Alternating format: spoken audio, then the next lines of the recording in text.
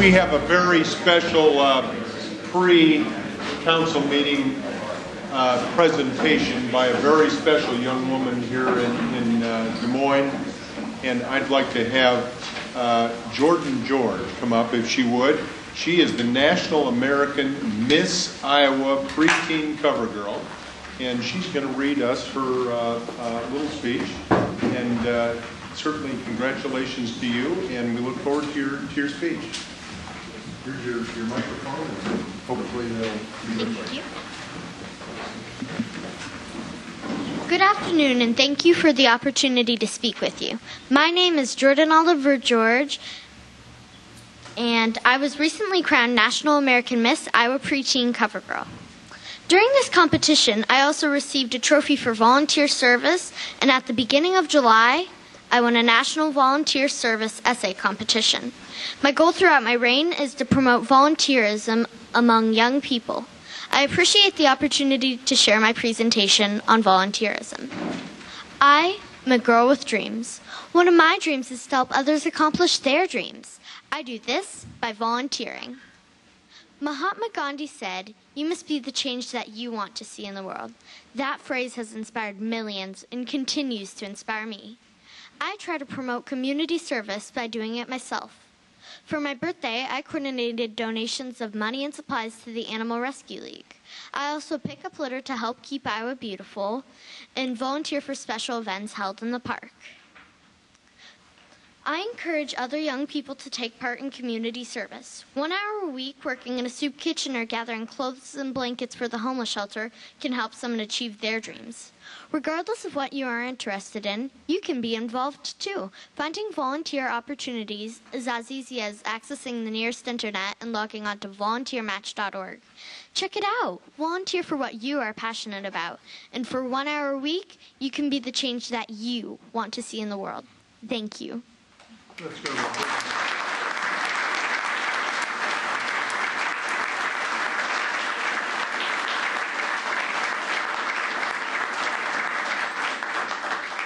Okay, now, Jordan, we're going to ask you to stay up here just for a second because I know Mom and Dad want to get a picture.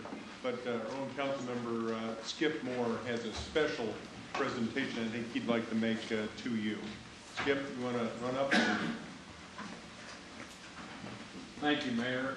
As everybody knows, each council meeting somebody does, they read a quote or they do a presentation or an invocation. And it just so happened it was my turn to do the presentation, and I was going to do it from a book called The Heart of a Volunteer. And I rushed out real quick when I found out that Jordan was going to do this and bought a copy of the book so I could give it to her. And I want to read to you what it says on the back. "There is nothing stronger than the heart of a volunteer.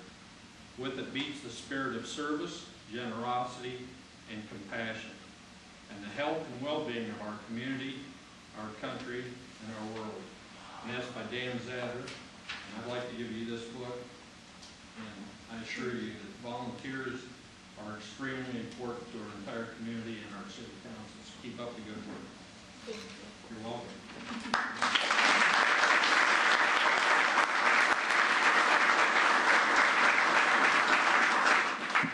All right, I think, Skip, that probably covers our invocation, right? So we're set to go. We'll be ready in just a second. Did you want a picture too, Mayor? Yeah, well, actually, the Mayor's got one, but let's get one more. Maybe all of us will be up there.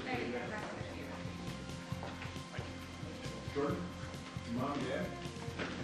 I'll take it. Since you already have one. Can we take your, I'll take.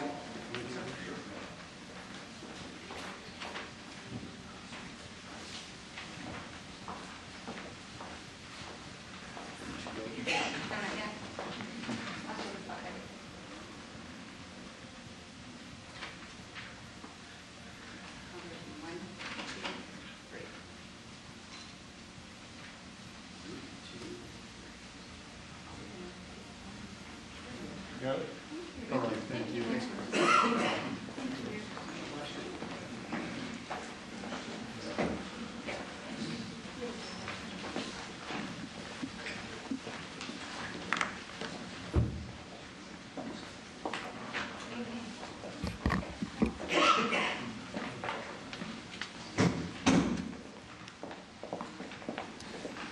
All right, that concludes our special presentations, and Mr. Moore read us his thought for the day. Let's ask the clerk to take roll, please, and begin our August 29th, 2011 City Council meeting.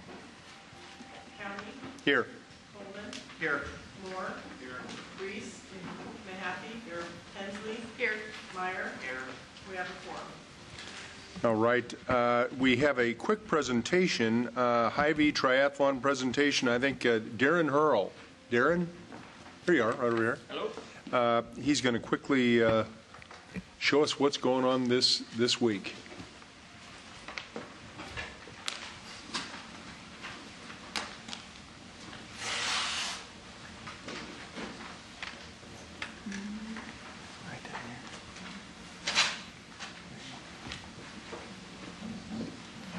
Good afternoon. Good afternoon. How's council today? We have something coming up this weekend. I don't know if anybody's heard about or not, but We got great ads. great ads. Saw a few. TV, paper. They do. Yeah. What's going on? A little Hy-Vee triathlon coming Really? to town. Yeah. Again. Matter of fact, just outside in the river, we placed the dock for the pro athletes. So we're starting that process, and we'll be setting up all week. Excited for this weekend. I just wanted to give this group an update of where we are and the schedule of events, show you some of the maps so you're familiar with where they'll be biking and running throughout on Sunday to make sure that you're familiar, as maybe you might get some questions as well. Hopefully all of you have also received an email from me inviting you to Thursday night's auction, and hopefully you'll be able to attend that night as well out in West Des Moines. So we'll just start with Friday, September 2nd. Our athletes will start showing up throughout this week, and they will be stopping down at Polk County Convention Complex from noon to 7, getting all registered. We have our Hy-Vee Triathlon Expo, which is open to the public. That evening, we are just outside of this building going to help co-host a concert with Anheuser-Busch and the City of Des Moines. We will have the River Monks starting at 7 o'clock with the Gin Blossoms coming on at 8:15.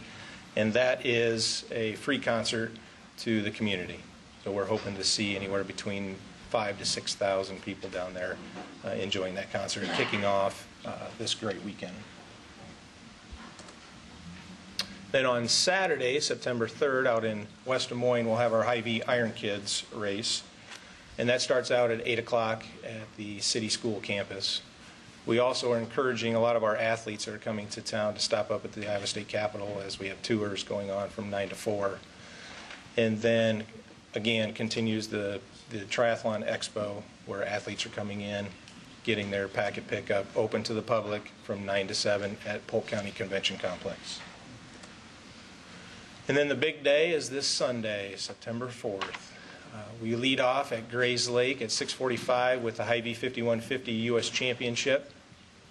Those are athletes that have qualified throughout the United States and actually have qualified throughout the world to come to Des Moines to race. And these individuals will be racing for about $121,000 in prizes.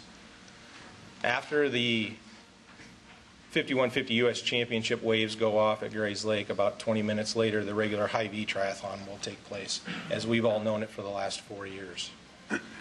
They will start at Greiss Lake as well and finish at the state capitol.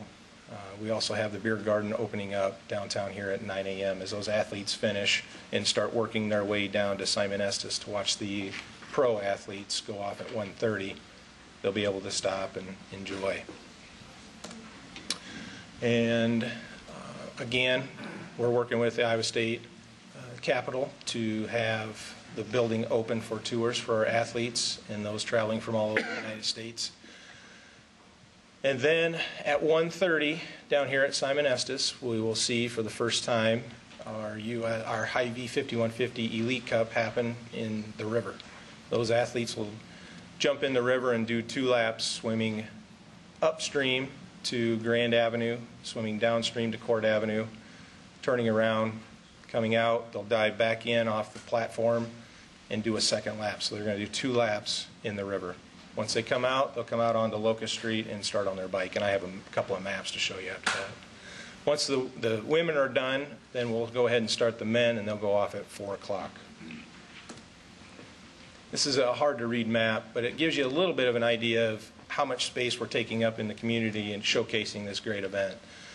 This is the age groupers in the U.S. Championship that starts at Greiss Lake. So if you just draw your attention to the bottom left corner of your screen, you'll see Greiss Lake. They'll swim 1 lap of blue in the lake. They'll then transition onto their bikes. They'll go out Grand, and they'll work their way out into West Des Moines. They'll also head then south on Highway 28 out into the country, onto the new Southwest Connector, which isn't open for the public, but will be ready for our athletes on Sunday, out to Old Army Post Road. Turn around, come back. They'll be out on Park Street, and then George Flagg back to Fleur and Greiss Lake, where they'll transition onto their shoes and run. And they'll run around the lake, through downtown, finishing at State Capitol. So great route for them. And then this is our elite course. And again, if you can draw your attention basically to the middle of your screen, where you'll see Simon Estes in the blue. Those athletes, those are our professionals, 30 women, 30 men, will swim in the river, 2 laps, transition onto their bikes, and they will bike out on ML King, up around Hy-Vee Hall, Wells Fargo, and around the State Capitol. They'll do 4 laps on the bike. They'll transition then at the State Capitol on Finkbein to the run portion and run up and down Locust, and they'll run 4 laps there. What's different about this year that we added with our new partnership with the World Triathlon Corporation and their 5150 series is a bonus lap. As these pro athletes, there's 10 laps, as they cross the 5150 line, whoever the first one to cross that line will receive $5,150 in bonus money, both for the females and the males. So almost $52,000 in extra money that these athletes can earn. So it just kind of adds that little twist to already a great race. This is our spectator map located on the website, and I know we get a lot of questions daily about where spectators park, how can they get from Greiss Lake up to the State Capitol. So we put on this map where the race course is, where the athletes will be, and then in purple we showed where spectators and how they could get down to Greiss Lake, where they can park, and then transition back up to the State Capitol, where streets are still open and they will not have to worry about crossing any part of the race course. So this is available out on our website. This is just a quick map to show you how we're laying out just outside here, the river and the dive platform. Again, towards the top, you can see the transition area for the pro athletes, and then they'll also be running down on the bridge. So this is a great area where we feel we're going to see thousands of spectators not only watch the elite, the pros take off on the swim, but they'll stay there because they'll be able to see the bike and the run portion. This is also a map, just so that you're familiar, that we sent out to over 3,000 residents, letting them know of the street closures and the detour routes. So we worked very closely with Candy and the police department to come up with great routes for our residents so that they can still get out being impeded for this. You know, we're talking about from 6 a.m. till about 11 a.m. for the most part on the bike course. As you can see here, and I won't go through every one of these, our first athlete goes in at 6:45, and by 1:15 the last athlete has crossed the finish line, and we're all transitioning down at that time to send the pro women off. That's all I have. Questions for me? Anybody have anything? I just want to thank Hy-Vee for having this and appreciate all of the support and the impact it provides in the metro area. Thank you. Welcome. We enjoy doing it. Glad you're back in the city. Yes. Thank you very much and appreciate the presentation. And I remember a couple of months ago, you and I standing on the bridge as they were measuring the depths and looking for whatever it is that's in the river. Yeah. And I'm glad to see that you guys are able to use it. It's going to be a great event. I tell you, I can't thank the city staff enough for what they've done to this point, and it's going to be a great weekend. And we couldn't have done it without the help of the city, so we appreciate all that. Maybe we could thank Candy publicly. She's been doing a ton of work on this, so thank you, Candy. She has.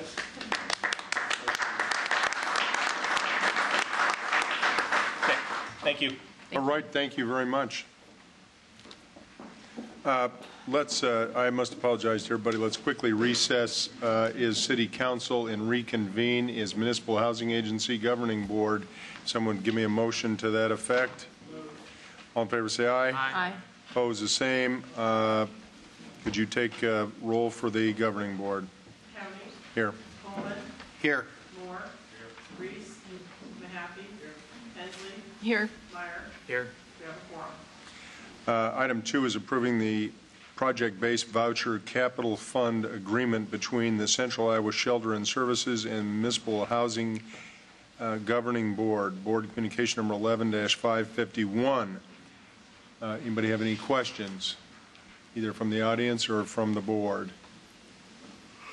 Seeing none. I'll move. This has been discussed extensively at the Housing Coordinating Council. Yep. All right. All in favor say aye. Aye. Opposed the same. Item 2 passes. Item 3 is approving the issuance of bids for the construction of 10 single-family public housing homes, Board Communication number 11-554. Any staff member want to quickly give us a quick update on that program? Thank you, Doug.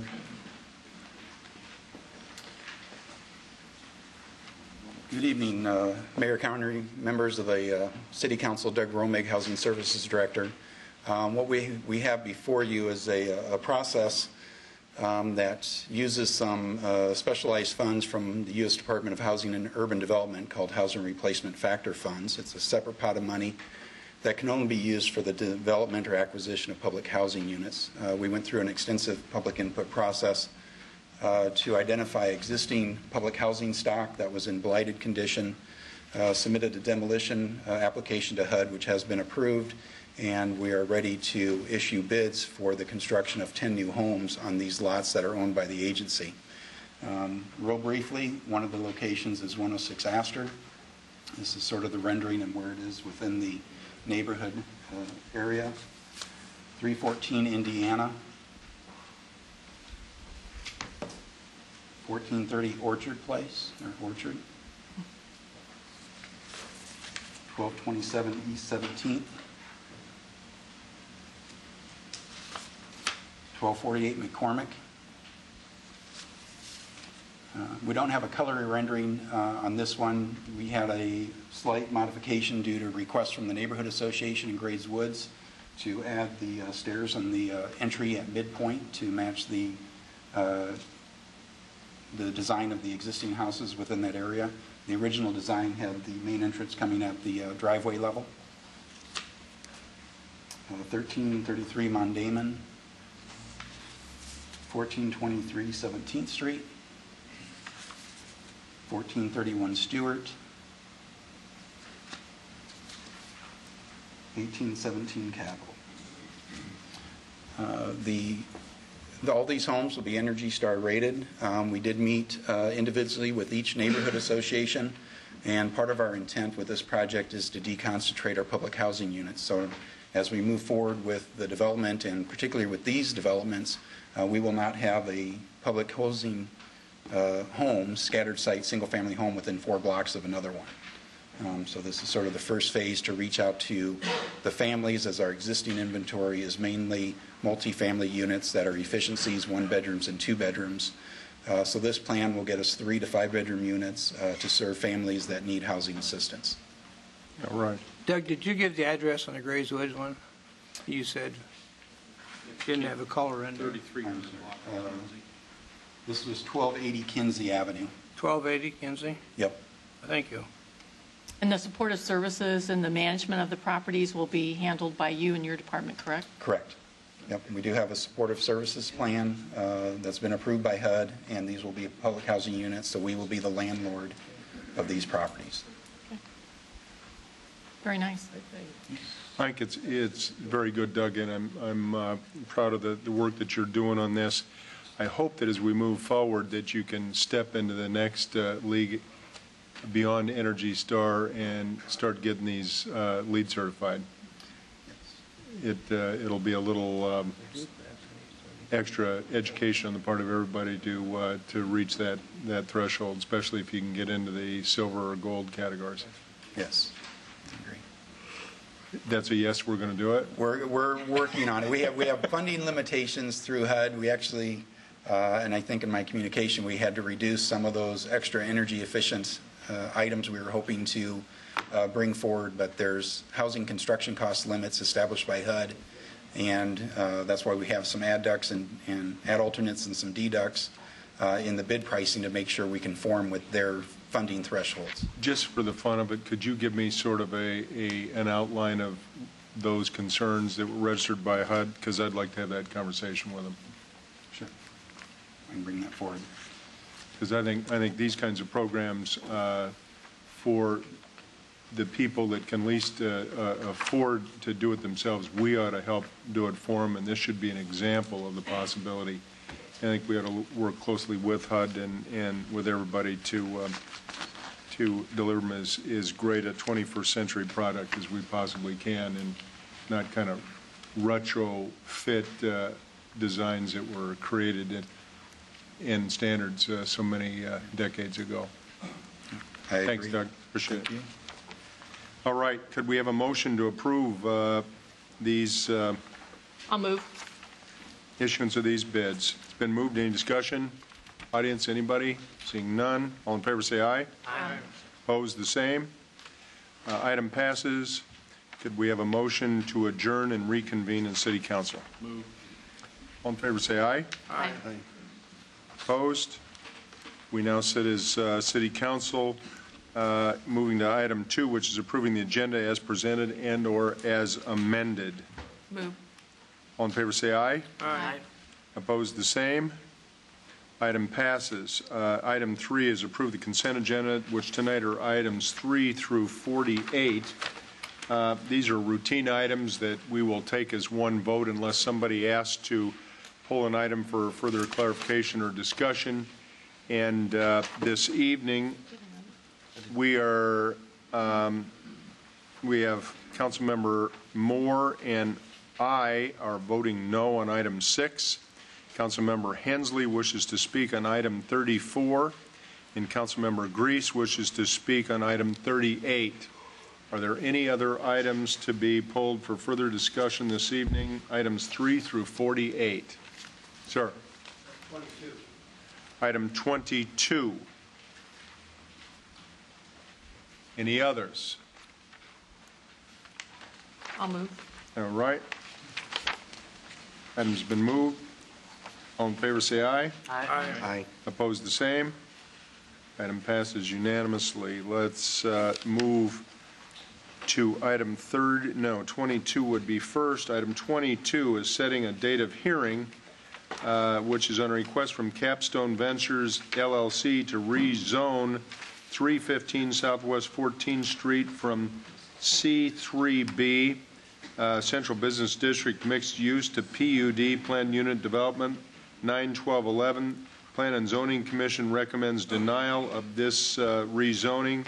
And again, this is just setting the date of hearing. So we have a member of the audience who has asked for. So if you'd give us your name and address, sir, so we can recognize you. Mr. Mayor, members of the council, William Lillis, 317 6th Avenue, Suite 300. Our request this evening is to ask that the council set the hearing on your second meeting, the 26th of September versus the 12th of September. I'll move. Council, thank you. Okay, so it's to change the hearing from the 12th to 26th. to the 26th. Yes, please. Okay, any discussion? Anybody from the audience? All right. It's been moved. Bob? All right, moves us to item 34. Item 34, Councilmember Hensley wishes to speak a preliminary terms of agreement for economic development and a forgivable loan to Life Care Services, LLC, Council Communication number 11-571. Mrs. Hensley. I just wanted to highlight this company, as this is a company that's grown and expanding, and the city staff and council and the mayor actually had an opportunity to sit down and discuss with them what were their issues, what were they needing to look at and expand within the city of Des Moines. So I'm really quite pleased that it's coming forward. They're looking at expansion here in Des Moines, and the city's been able to play a role with them. It's a great company, Life Care Services, and I'm drawing a blank right now on the number of employees. Can you remember? They have 146. But it was a fair number of employees, and so it's critical that we work to be of assistance to these companies. And I guess I just make that statement publicly because there are so many smaller companies throughout the Des Moines, the city of Des Moines, that if they realize that the city can work with them to address issues or concerns, that we can be very effective in that regard. So I will move item 34. Anyone in the audience, any comments? Seeing none. 7 yes. Okay, item 38, Councilmember Greiss wishes to speak. It's renewal and First Amendment to the Evelyn K. Davis Park Fund Grant Agreement with the Community Foundation of Greater Des Moines, Council Communication number 11-560. Mr. Greiss. I just wanted to pull this one off. We have a bunch of things on our agenda tonight, and I was afraid this one would get overlooked. This is a big one for this community. It's something that's continued since 2007, where the private community has really stepped up to the plate to donate huge quantities of funds, both to step up our police efforts, but also to step up programming, youth programs throughout the summer, things like that. So I just wanted to give a special thank you to Bill Knapp for kind of heading the charge on that, as well as Don Tripp with the parks and Chief Bradshaw with the police. And with that, I will move item 38. Anyone have any comments from the audience? Mr. Coleman. 7 yes. All right, that completes the consent agenda. Let's look at ordinances. First consideration, item 49, amending Chapter 114 Municipal Code regarding Saturday rates and temporary adjustment of rates in municipally owned parking garages, Council Communication number 11-543. Is there anyone in the audience to speak to this item? Seeing nobody here to speak, I'll move item 49. This is an excellent opportunity for us to increase some revenues in the parking system and also allow us to deal with some issues that we have down in Court Avenue. The one item and I did ask a question on that, and that was the Sunday parking. There will still be some free parking on Sunday with the exception of when it revolves around Civic Center events, correct? Correct, that's correct. Thank you. I'll move item 49.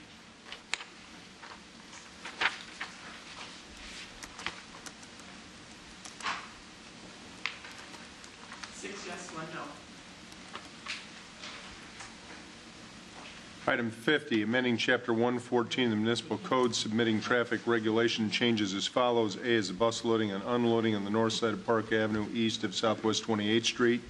B is to prohibit parking on Sunday Southwest 9th Street between Wall Avenue and Porter Avenue. C is a parking restriction due to intersection reconstruction on both sides of Urbandale Avenue east of Merle Hay Road to the west city limits. And D is a truck route designation of Ingersoll Avenue from Martin Luther King Parkway to 42nd Street. Council Communication number 11-541. Is there anybody in the audience to speak to these items or issues? Seeing none. Mayor, there's no opposition. I'd move, as we have it read, item number 50, along with the non-pre-published rules for the second and third reading, so these can be implemented quickly. A, B, C, and D. Yeah. Thank you. 7 yes. Item 51 is repealing Chapter 60 of the Municipal Code and enacting a new Chapter 60 regarding neighborhood inspection, rental code, real estate installment contract sales inspection, and residential public nuisance code. Council Communication number 11-549. Anyone in the audience to speak on this item? Seeing none, could we have a motion, item 51? I'll move item 51, and it's my understanding this also incorporates the lead abatement ordinance that we've been working on through MAC, the majority of it, correct? Yes, I believe so, Mrs. Hensley, yes. Okay.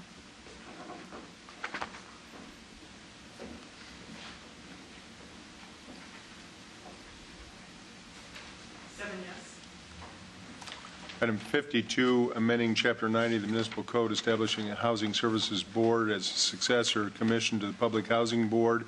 A is amending Chapter 82 of the Municipal Code regarding responsibilities and duties of the Neighborhood Revitalization Board. B is the final consideration of the ordinance amending Chapter 90 above, and the waiver is requested by the Housing Services Director and requires 6 votes. And C is the final consideration of the ordinance amending Chapter 82 above, and the waiver is requested again by the Housing Services Director and requires 6 votes. Council Communication number 11-564. Is there anybody in the audience to speak on this item? I'll move. Mayor, I have a question. Yep. Nadine, you're still chair of the Neighborhood Revitalization Board. Is this all right with the board? Thank you.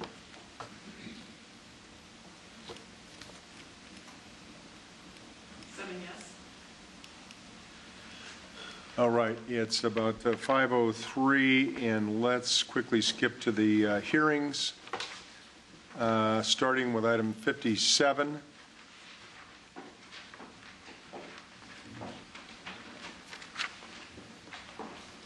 Item 57 is on appeal from True View, 1342 East 14th Street, regarding a recommended denial of a taxi cab license. Is someone here? Yes, sir. Would you step up to the podium and give us your name and address, please? Yes, Mayor. First of all, I want to say hi to all the members of the City Council and then everyone here. And my name is Tree Vu, and I'm from 1342 East 14th Street. Okay. Yes. You're here to talk about your appeal. Apparently there was a denial for a taxi cab license. Yes. Okay. Well, it all started back in 2002 when I was like around 21 or 22. And then at that time that I was, kind of young and naive. So I thought that I was helping some of my friends out by taking the drug from one place to another, and then we later found out that it was a drug. It was a operation that was being conducted by the DEA at that time, and then that was how I was. Involved. Okay. Question, couple of questions. Yeah. When you were originally charged with this, it said ongoing criminal activity, so I'm not, but as I read through the documents, it was a one-time charge. I mean, when I first read that, I thought it was multiple, but it was a one-time charge. I believe there were multiple charges initially that were led to ongoing criminal activity. Okay. So you were correct. Okay, so then you served 2 years probation, and so has it been? Everything was discharged in 2004. Yeah.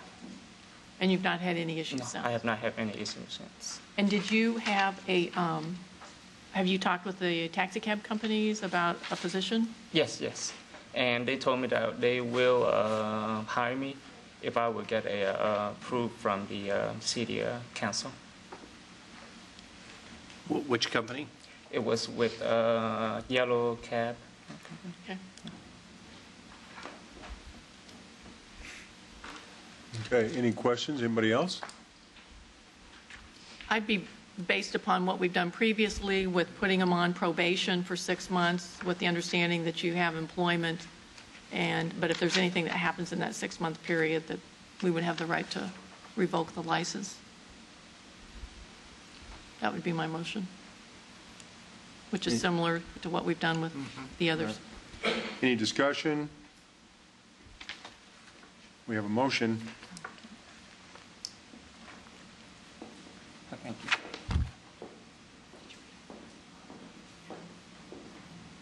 Six yes, one no. All right. Item 58, an appeal from Marnie Strait of 940 35th Street regarding administrative hearing, officer's decision on an impounded vehicle. Yes. Hi, I'm Marnie Strait, and my vehicle was towed and impounded on July 22nd at 9:14 p.m. I had parked at 4:15 p.m. at a farmer's market, no parking, 5 a.m. to 1 p.m. on Saturday, Hood, but this was a Friday night. I work at Court Avenue Restaurant and Brewery. I was there until 2 a.m. When I left, I found my car was towed. In my administrative hearing, I discovered that the officer who had towed me for an emergency no parking yellow hood that had apparently been over the farmer's market hood. And in said hearing, they discussed that those were placed on the meters at approximately 4:45, 5 o'clock p.m. that day. I had parked at 4:15, and as a downtown employee, under the assumption that I'd be okay until 2 a.m., as that's usually the case with farmers market hoods. When I left work that evening, perhaps the emergency no parking sign was gone. It was still a farmers market hood. I'd never seen the emergency no parking. And my July 8th administrative hearing was denied. My appeal for the ticket and costs was denied because the officer had probable cause to tow my vehicle. Although I contend that I was never notified in a way that I could see that I was parking illegally, and I made every effort I could to park legally. So I'm asking that my impound and $20 fee to the city be refunded to me, as well as my ticket waived. All right. Does anybody have any questions? Yes. Can we get verification on the timing of the emergency being metered? I have the officer's statement in my hearing. The documentation of my hearing says when the officer stated that they were placed on. In the administrative hearing, I read through it, and everything she said was correct. Basically, the hearing officer said that her decision came down to whether or not the officer had probable cause, and she found that he did. She seemed to suggest that it was inappropriate that was my sense of it. Ticketed it, but she felt, based on her level of review, that she couldn't review the merits of the case, just whether it was. What's the total dollar amount we're talking about? I've paid $53.92, and my ticket is for $15, but I've not paid the ticket yet. Captain, you want to make a statement? I can answer some of the questions that we had. Captain Dykstra, Des Moines Police Department. In questions to to answer some of the questions, our meter checkers bagged the meters on Friday afternoon. I talked to the supervisor in charge. He spoke with the meter checkers that are responsible for bagging the meters. The meters are bagged at 1:45 p.m. approximately to 2:30 in the afternoon. That's for farmers market. And also the yellow bags is what the supervisor obtained from the meter checker today. Okay, but she apparently has some testimony in her hearing that they didn't do it till 4:45. Right. I noticed in the Officer Chido's testimony, however, that he said that, and that's why I wanted to do some follow-up to see exactly when the yellow emergency no parking bags were placed, and that information was obtained, and it was at 1:45 to 2:30. Well, Captain, let's. If I could, similar to the last hearing that we had, council's not permitted to go beyond the record that's in front of you, so we can't. We have to. I'd ask you to disregard the comments. We're not able to bring in the additional evidence. The information, if you look on page 1, what Mr. Strait has indicated, the testimony at the hearing was that it was at 4:45. So the additional information and evidence is not appropriate to be before the council at this point. You have to base it on the record. Thank you. So based upon that, then my recommendation would be that we reimburse her for that, because it appears that it came after the fact, after she parked there, based upon the information we have. So. I believe if you go to the I'm sorry, the motion would be to reverse the decision of the hearing officer and order the hearing officer to issue a certificate of no probable cause, and at that, procedurally, that will see that she's reimburse her reimbursed. for. Yes. Okay, that's my motion. Thank you. Any other discussion? Our voting's in process. 7 yes. Item 59 has been withdrawn, so all of you that were waiting to hear that one, that will come back to us at a future date, I presume. Item 60 is on the Second Amendment to the Terminal Building Lease Agreement with the United States General Services Administration at the Des Moines International Airport through June 30, 2019, Council Communication number 11-547. Is there anybody to speak to this lease agreement? None? I'll move 60.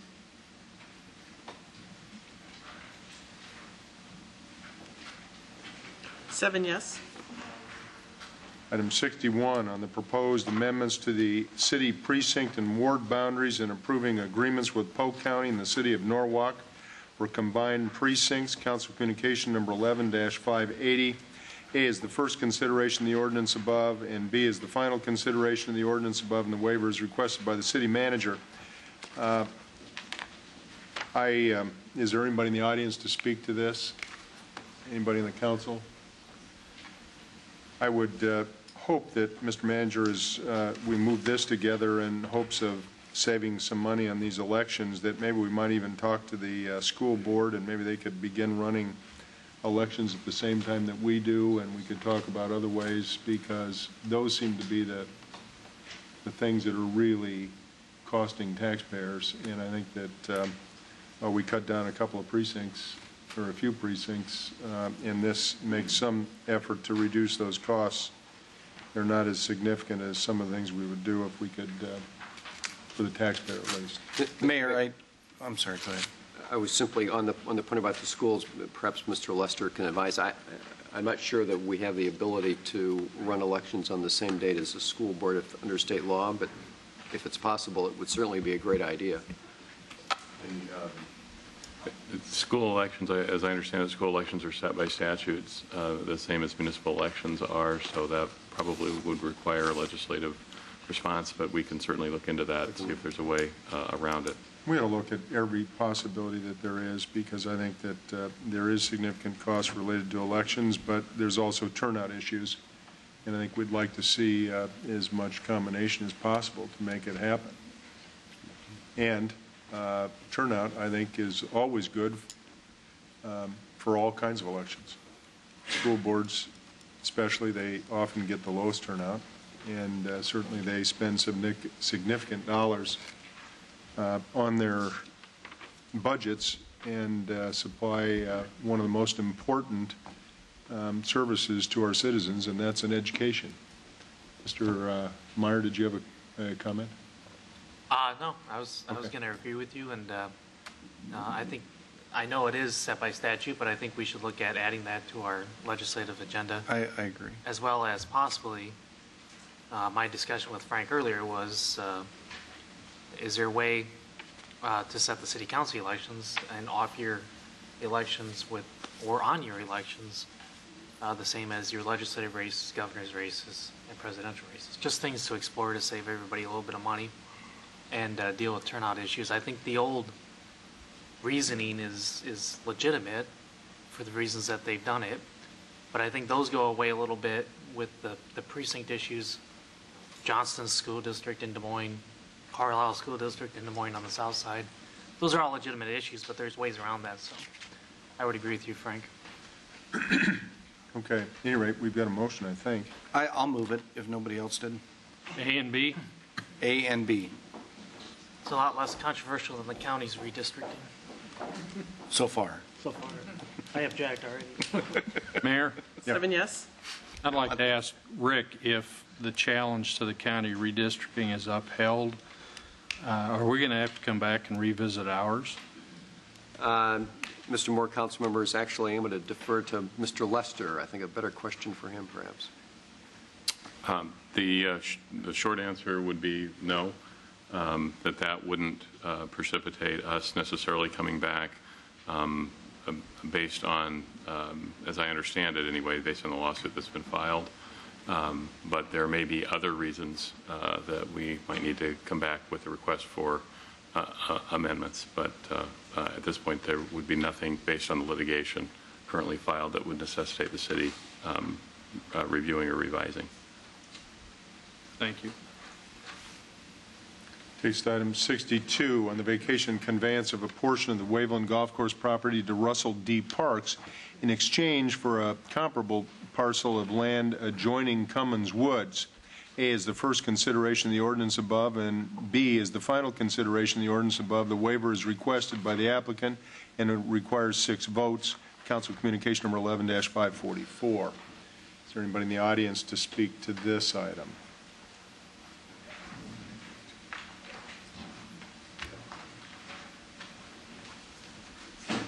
Joe?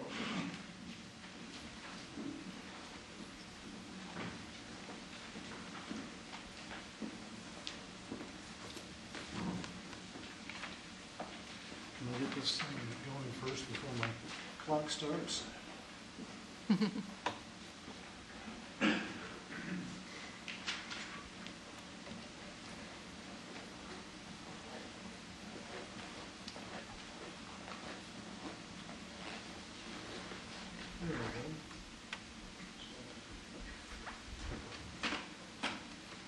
Mr. Mayor, members of the council, Joe Galloway, 3622 Davison Road, Des Moines, Iowa, also chair of the Park Board.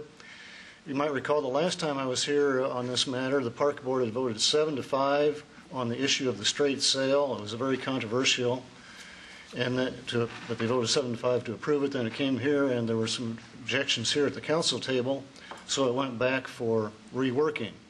So at this time, I'd like to tip my hat to the people who opposed this or raised objections, because you were right. After we went back and reworked it, we got it right the second time around. It's a much better deal for the city. And this time it was approved by a unanimous vote of the Park Board. All 15 members of the Park Board voted for it.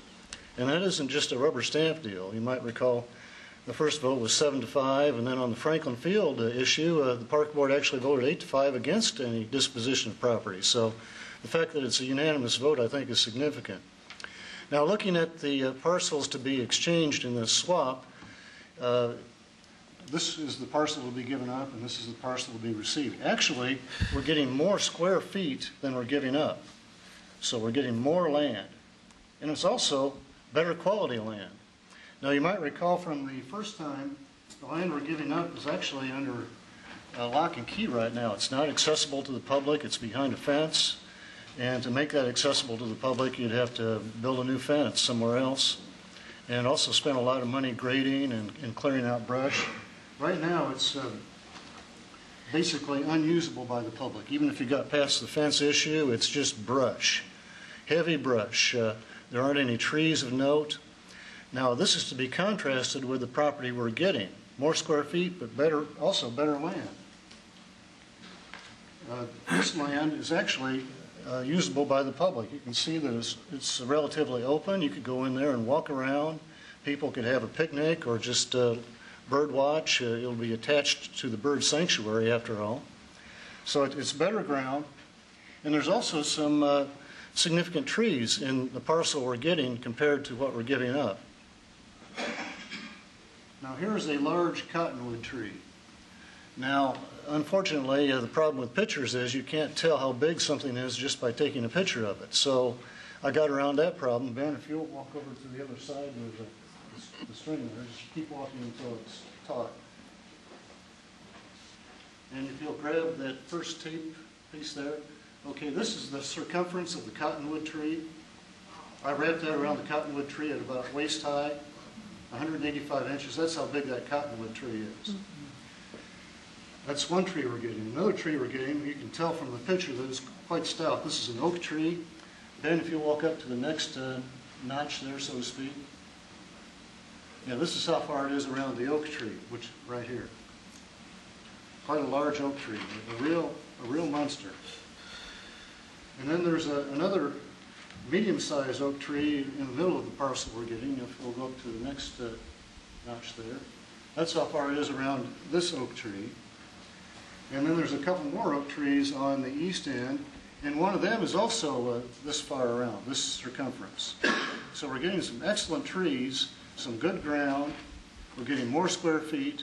So for that reason, I'd say take this deal and run as fast as you can, because I think it's really a great deal for the city. Are there any questions? Joe, question. It's my understanding there will be a master plan that will be developed for the bird sanctuary, and then that will deal with access to the bird sanctuary. Is that correct? Right, that's correct, and I'm glad you brought that up. The parcel we're giving up is really not connected to anything that's usable. It's totally separate from use on the golf course, and you can't get to the bird sanctuary through the parcel we have now, or at least very conveniently, whereas the new parcel we're getting will be adjacent to and contiguous with the bird sanctuary. So it's an addition to the bird sanctuary. And then the whole thing will then be master planned for the entire bird sanctuary to bring that into the park system and make it usable for the public and put trails in it. And as you said, there will be an access trail, which will be part of the master plan process. We don't know exactly where it is. It will be at some mutually agreeable location. So that's still to be determined exactly where it is. But So the mutually agreeable, the property owners that actually live on Observatory Road will have an opportunity, as well as the Waveland Park Neighborhood Association. Is that the body that we're looking at for working on the master plan? They'll have input, right. Okay. Joe, could you point out on the site plan where that large oak is at on that plan? Sure. The large oak, and for members of the audience, we're talking about this oak tree right here. That is right here on the site plan. It's in the corner. Thank you. And the cottonwood tree, the big one, is up here. Any other questions? Thank you very much, Joe. Appreciate the presentation. I think we've got a recommendation before us for the vacation conveyance of this property. Is there anybody in the audience to speak on it other than the Parks Board? Yes. Honorable Mayor and members of the council, C.J. Stevens, 4900 Woodland Avenue. I have a couple of questions on this proposal before you. First of all, the master plan, is that part of the comprehensive master plan for the city, for the forestry master plan for the city, or are we overlapping and doing a second plan? I mean, for the bird sanctuary? It should be all comprehensive for the city. Here comes Don. He's going to tell us. And then while Don is making his way to the podium in essence of time, I would like to ask the question, what is the health of these oak trees that we are talking about? Granted, they are nice and large, but where these trees are located, we have some serious problems with bur oak blight, oak wilt in those neighborhoods, and I want to know if that has been determined by the new municipal arborist. Are they healthy to save, or is this just another liability that we're taking on for the city? Mayor, County, and members of the council, Don Tripp, Park and Recreation Director. I guess I'll go in reverse order. I can't answer the question on the condition of the trees. What we'll do is, if you approve this, have our municipal arborist take a look at them, look at those trees and determine their particular condition. I'm not aware that there's any health issues with them, but we'll certainly look at that. And your first question? Is the on the master planning? Right. Yeah. Is that part of the city master plan, or is this an overlapping? This is a separate plan. When the Park and Recreation Board met with the neighborhood, individual people, and also the association, there was an interest. There has been actually an interest in this site for many, many years, going back 10 or 15 years. The neighborhood has had quite an interest in trying to find a way to reclaim this area and potentially not only protect it, but have some public access. So as we discussed this particular project and looked at the land and access. We mentioned to the neighborhood that it would be appropriate, we thought, to meet with them to talk about a long-term plan for not only saving the natural resource, but possibly providing some access. This is a nice piece of land. It's got areas in it that would be suitable for hiking trails. We'd now have some access potentially with this development. And so we committed to meet with the neighborhood and develop a site plan for this area. All site plans become a subset, I guess, of the city's overall comprehensive plan. And I think what CJ is referring to in terms of forestry planning, that would be an element of this. And the analysis of the trees and inventory of the trees that are on site and analysis of those trees would be part of that planning process.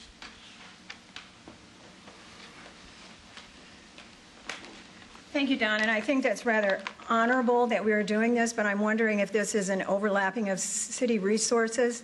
If we could bring all of our natural resources under one umbrella instead of piecemeal, I think it would be the best use of the taxpayers' money. Thank you. All right. Do we have a motion, or do we have another speaker? Mr. Parks. Mr. Parks. I just want to, excuse me, I'm Russell Parks, 1509 Pleasant View Drive. I just want to respond to the question about the health of the trees. I hired a consulting arborist to walk the site and examine all of the 18 mature trees that I had identified on the site plan.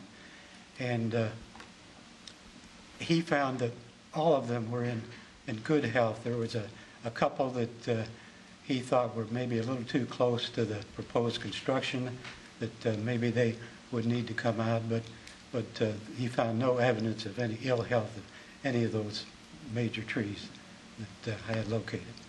All right. Since you're, go ahead. Yeah, I've got a couple questions, Russ. Number one, do you know who the consulting arborist was that looked at them? Duncan?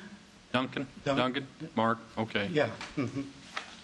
Yet, I've got one other question. You'd indicated before the oak tree that Russell had pointed out that you would protect that.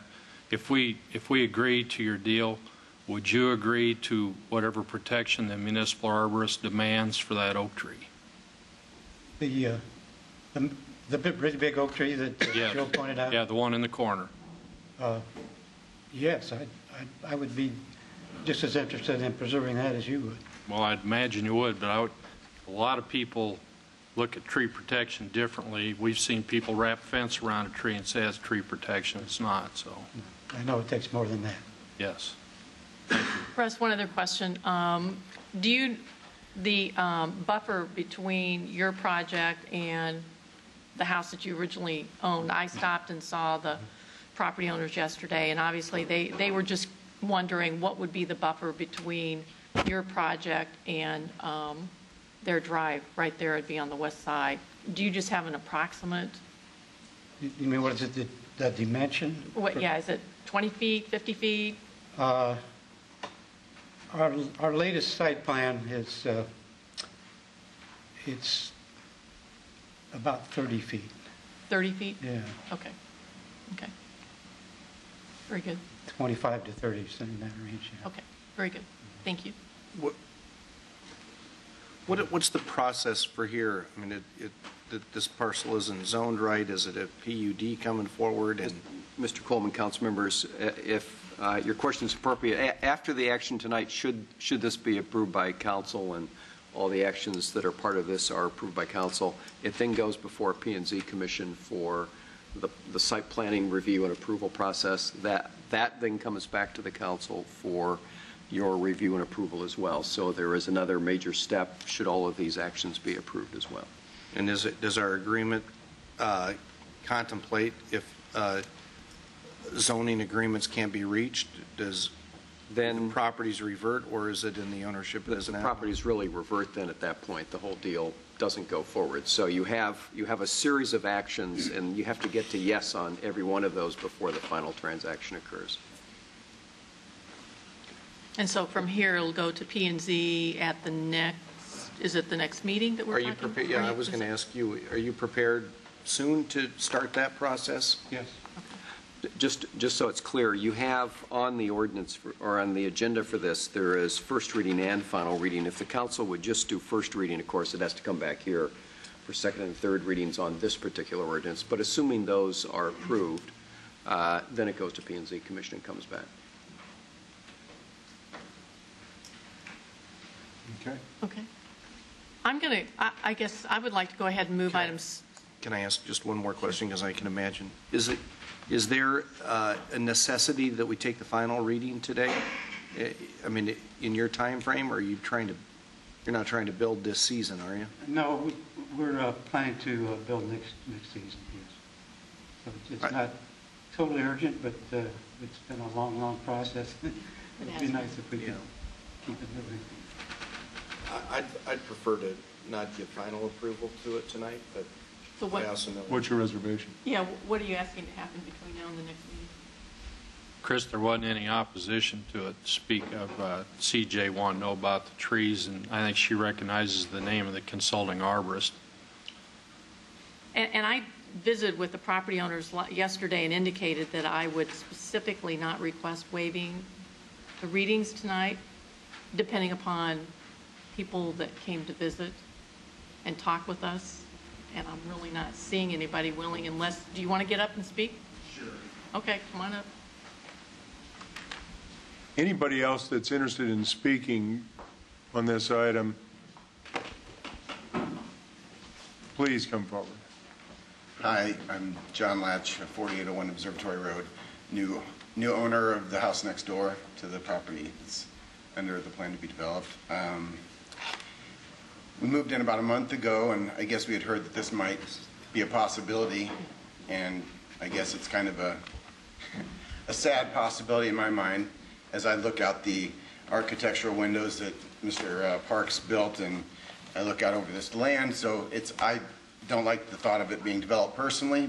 That's a bit self-serving, but I'm concerned about, I guess, my kids and during the construction and just the loss of this habitat. As I see the birds out there, it kind of, we have this small plot of land and we're losing more and more of our woods every day. So, and I guess a couple of I've talked to my next closest neighbor, and they're not for this project. So I do appreciate as thoughtful as he's been, I think, in trying to save some of these trees, and I think the land swap is certainly better than when I read back about just doing a purchase, but I guess I'm not personally for it. So I guess if you would maybe not rush it as much and make sure everything is really thoughtful, I certainly would appreciate that from a next door neighbor perspective. Thank you. Thank you.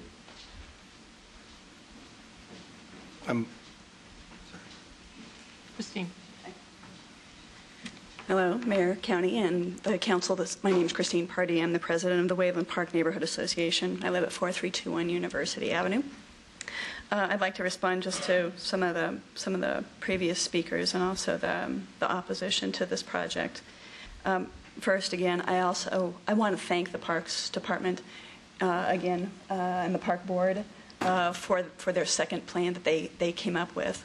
Waveland Park Neighborhood Association and our resident stakeholders really could not have fathomed or imagined that this project or this proposal could have resulted with an agreement to put forth resources and to clean up Cummins Woods, try to do a natural resource study and protect the area. So we're tremendously appreciative of that. We think that's a win-win because it certainly wasn't that way the first time it came around. As you know, this project has a very, very long history. I think Mr. Parks has been at this project and has been extremely responsive and extremely flexible and listening to the concerns of the residents of Waveland Park for, I believe, over 5 years. This project started out as being a 16-townhome project and, down to, I believe, 4 now. And so I think he's been tremendously responsive. The Waveland Park Neighborhood Association, the last time we were asked to respond formally to this, we submitted a list of considerations for your request that if you do approve this, we felt very, very strongly that, number one, the trees really needed to have a plan in place so they would be protected. which include a detailed mapping of the trees, what trees were going to be removed, a plan so if there are an assurance of any construction that would occur, that it was around the drip line. We had a number of things that we've requested. And so if you do approve this tonight, I would just request that you please, revisit our considerations. It's extremely important. The other point I'd like to make as well, with the new residents that live directly next door, I was contacted by them shortly after they made an offer on the property, and they were aware of this project prior to making the offer and also prior to closing. I can appreciate their concerns, and I also understand they have a number of small children. If this project is approved tonight, and I would encourage you to do that rather than continue to wait and continue to have Mr. Parks wait on this, that any kind of construction or any kind of concerns about their children's safety while this is going on, that obviously would be mindful and also taken into consideration as well. So, thank you. Thank you, Christine. Thank you. Thank you very much. I asked the question about final reading because I know that when we do these kind of contracts, we have the most leverage. And I think I've voiced here every time we've talked about it. I know somebody else that lives on the street.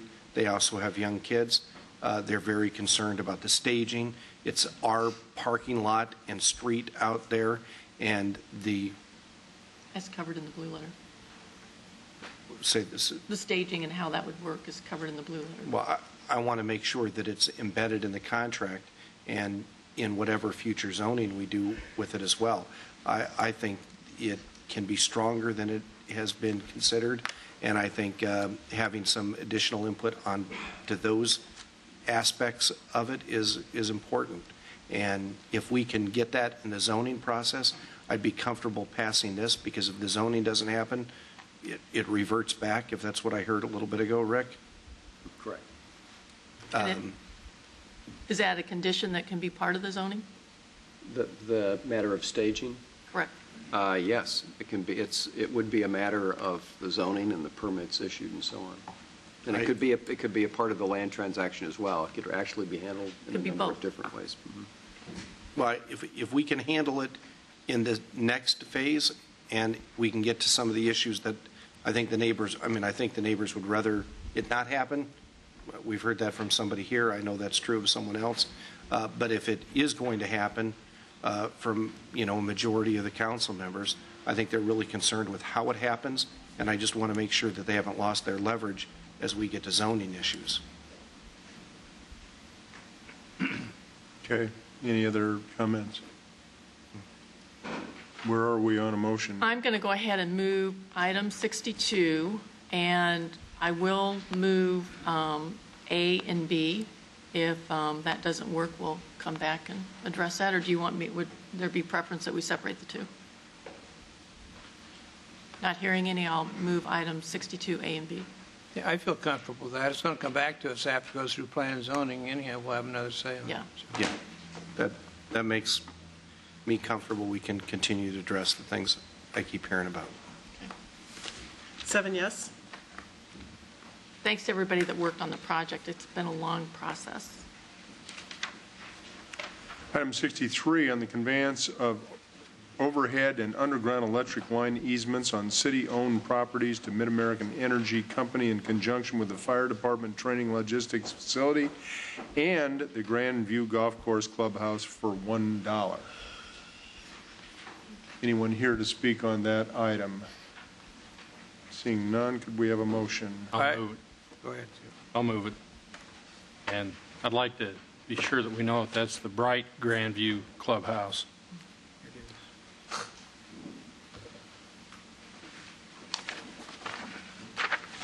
7 yes. 64 on the vacation conveyance of a 20-foot segment of the remaining north-south alley lying within the property of 1401 East 12th Street to the Des Moines Independent Community School District. A is the first consideration of the ordinance above, and B is the final consideration of the ordinance above. The waiver is requested by the applicant and requires 6 votes. Anyone in the audience to speak on this item? I'll move A and B, 64 AB.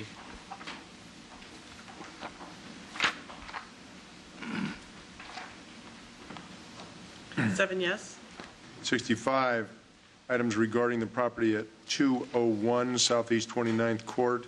Howard Tully is the owner. A, to amend the Des Moines 2020 Community Character Plan, Land Use Plan, future land use designation from general industrial to low-density residential. B is a hearing on the rezoning of the property from M1 light industrial to R160, one-family low-density residential, to bring the existing single-family dwelling into conformance subject to conditions. C is the first consideration of the ordinance above, and D is the final consideration of the ordinance above. The waiver is requested by the applicant and requires 6 votes. Is there anybody in the audience to speak on these items? 65A through D. I will move 65A Got a through D. speaker here. Oh, sorry. Yes, I'm Howard Tully, 201 Southeast 29th Court.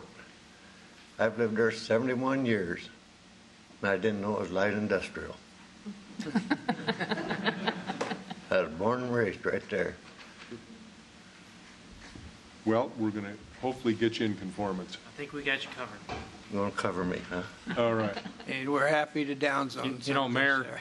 I've known Howard for a long time, but I knew him because we own a bunch of property across the alley behind his house, and he would call up and raise heck because the trees drop limbs, and we couldn't afford to go in and pick all the limbs up, so he'd go out and he'd pile them all in a pile, and we'd pick them up, and he kept that whole area mowed for a long time, and you can see it from the East 30th Street Still mowing viaduct. it.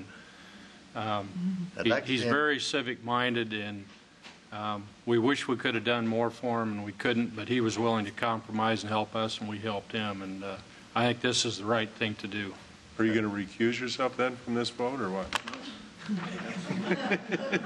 I'd like to see him take all them trees off that bank and keep it like the other side. You hear that, Bill? Okay. Thank you, Howard. Appreciate it. You're welcome. Mr. Coleman. 7 yes. It's done. You got 7 votes, Howard.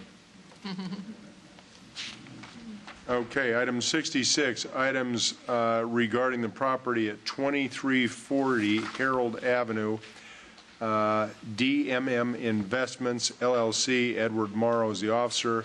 A is to amend the Des Moines 2020 Community Character Land Use Plan, future land use designation from planned business park to low-density residential. B is a hearing on the rezoning of the property from M3, limited industrial to limited R160, one-family low-density residential, to allow the expansion of Harold Avenue for a single-family lot development subject to conditions.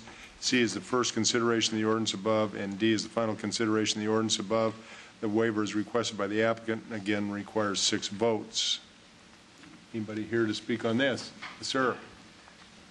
Good evening, Mr. Mayor and Council. I'm Eddie Morrow, 4064 Southwest 31st Street in Des Moines. I believe we've already had some discussion about this, and I think the only point I wanted to bring up is in the acceptance of rezoning ordinance, item 2B that was on there that talked about in rezoning that the property in question, I put it on the screen, I don't know if we can take a quick look at that or not.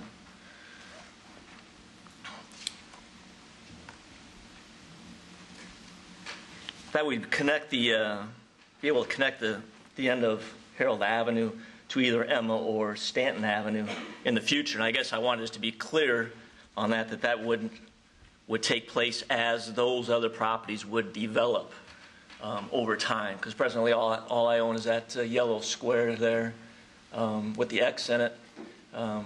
There's a proposal to build 4 houses, 2 on the north and 2 on the south side, and extend Harold Avenue to the east side of that property. And again, I just wanted to make sure I was clear for the record that that item 2 on there would only come into play once the rest of that development would take place. Can I just ask that we have concurrence from community development on that? I know you said you signed the letter of agreement, but if we could just have concurrence with them to make sure that we're on the same page here. Mr. Mayor, members of Council, Phil Delafield, Community Development Department. Yes, as Mr. Morrow has stated, that is the understanding. Okay, very good. Thank you. I'll go ahead then and move items 66A through D.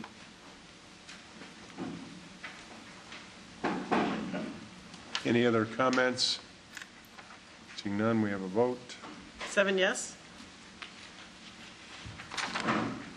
Item 67 is on the proposed amendment to the second 2011 year action plan of the 2010 to 2014 U.S. Department of Housing and Urban Development HUD Consolidated Plan, Council Communication number 11-550.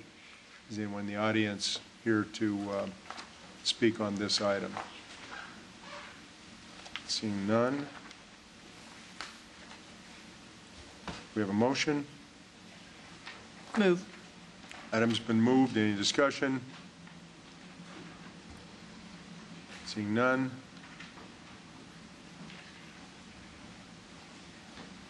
Seven yes. Item 68 on the Sergeant Park Natural Playscape Resolution approving the plan specifications, form of contract documents, engineer's estimate designating the lowest responsible bidder is the Hanson Company, Inc., Craig W. Hanson, President, $295,599.15. Council Communication number 11-556. A is approving the contract and bond and permission to sublet. Is there anybody in the audience to speak on this item? Seeing none? Seeing none, I'll move this. We met with a representative from the Sargent family and also with the park staff and that, and have a great plan to go forward for the Sargent Park. So, looking forward to this. 6 yes. Item 69 on the 2011 sewer repair contract 3, the resolution approving the plan specifications, form of contract documents, engineer's estimate designating the lowest responsible bidder as the Underground Company Limited. Dwayne Burkhart, President, $188,482. Council Communication number 11-553. A is approving the contract and bond and permission to sublet. Anybody in the audience to speak on this item? Seeing none. I have moved 69.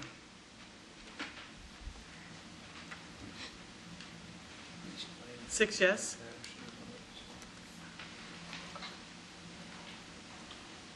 Item 70, on the East Army Post Road and Indianola Avenue culvert extension, the resolution approving the plan specifications, form of contract documents, engineer's estimate designating the lowest responsible bidder is Gus Construction Company, Inc., Darrell D. Ochiltree, owner, $628,820.94. Council Communication number 11-558. A is approving the contract and bond and permission to sublet. Anyone here to speak on this item? I'll move 70, 78.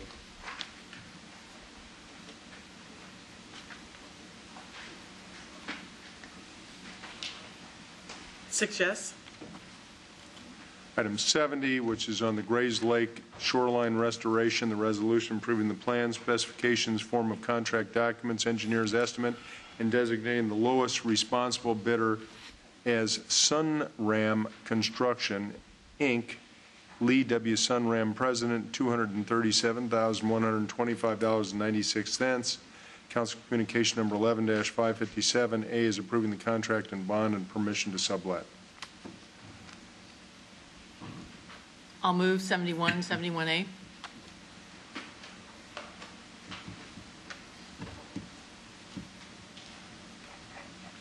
Five yes, one no.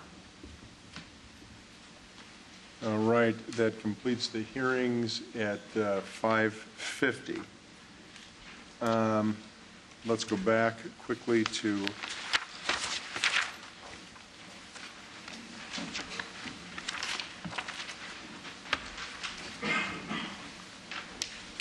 item 53, which is a council request. This one from Council Member Skip Moore to speak regarding the following. A is the taxpayer quality assurance, and B is possibility of changing the local contractor advantage from 1% to 5%. Mr. Moore. Okay, I'm going to start with A. On May 23rd, we had a workshop on contractor qualifications. Heard quite a bit about it. Look, we were presented with several different possibilities. One thing that we were told was there would be a committee put together that would have master builders, labor organizations, different people at it to start discussing this. I haven't heard anything about any committee meeting, and recently we signed a contract with a company out of Bay City, Michigan, which is 115 miles north of Detroit, that I don't know anything about. I don't know who else would know anything about them. We hired a company, I believe, out of Kentucky to replace the windows in City Hall. Just now we approved a company called Gus Construction out of KC, another company, Sunram Corporation out of Corcoran, Minnesota.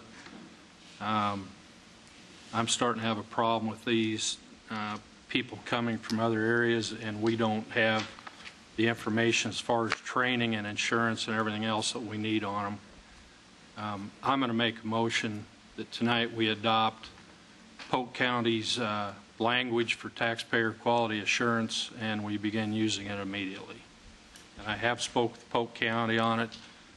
The reason they don't use it horizontally is because of cross-jurisdictional issues. They mostly do use it vertically, but it was meant for both, and according to them, we could use it for both. Mr. Moore, my one question I think that I'd have, while I'm certainly supportive of taxpayer quality assurance and all the things that we talked about in May, I think that it would be appropriate, at least from my standpoint, to have our city attorney take a look at it and see how it applies to what we're doing here in the city. And I would also, at the same time, on your item 2, like to look at what's going on around the state of Iowa, because I would like to see some of our local contractors have an advantage, but make sure what's going on around the state. Well, when I got to 2, I was going to ask to refer that back to the manager for a report on that and have him look at some specific sites. I'd like to stay on on A at this time. Okay. Well, that would be my suggestion, that we would take that document you're referring to, refer it to the city attorney, and look at its appropriate application. I presume you've studied it harder than I have, but certainly I think understand the quality issues and a lot of things that have happened over the past number of months, that we want to guarantee the taxpayers that they're going to get quality jobs, not just the lowest bidder. Take a look at it. Sometimes we're issuing bids to some of these folks from out of state. I would guess that a lot of them are very reliable folks, but it's for very minimal dollars to do it. And I'd love to put something in place that assures us that we get the best quality work, and hopefully a lot of it's local. I'd also like to know why the county say they can't use it horizontally and vertically. See if we have any problems that way. Mr. Mayor, I would support the motion to move it, to refer it back to legal city manager's office. We have had I wouldn't say significant, we've had discussion here at the table. But there is the one piece that we have not completed, and that would be the outreach into the community and putting the committee together. And so that, to me, would be a logical next step. I don't disagree, but I'm sure Mr. Moore's had some level of frustration when that was almost 8 weeks or more ago that we were going to move that forward and nothing happened. Go ahead. I spent hours and hours in this room a decade ago working on this, and we got it to the point where we wrote something that ended up having lawsuits threatened over and problems, so it never got implemented. Then we as a council adopted a policy. I think we need to do it. As I look at the questionnaire and the thing that Polk County did on a project, it makes sense for a lot of the things that we do, but I do think that how we judge it, what the process is going through, how we get it into ordinance, whatever that, I mean, we can't really vote on that. So I'm probably with the mayor, but I'd like to be strong about it, that there should be some kind of recommendation that it comes back to us at some point, or, you know, not just to pass it on to them to sit on it, or to, you know, that we need action. That even if we referred it to the manager, which I would support, Mayor and others, I think we want to refer it to them to help push it forward, not just to study it. Skip, did you want to say something? Or? Well, yeah, I was going to ask Jeff if he'd looked at Polk County's agreement. The Polk County taxpayer, actually the policy that they have in place. Yes. My understanding, I have looked at that and had discussions with the county attorney's office.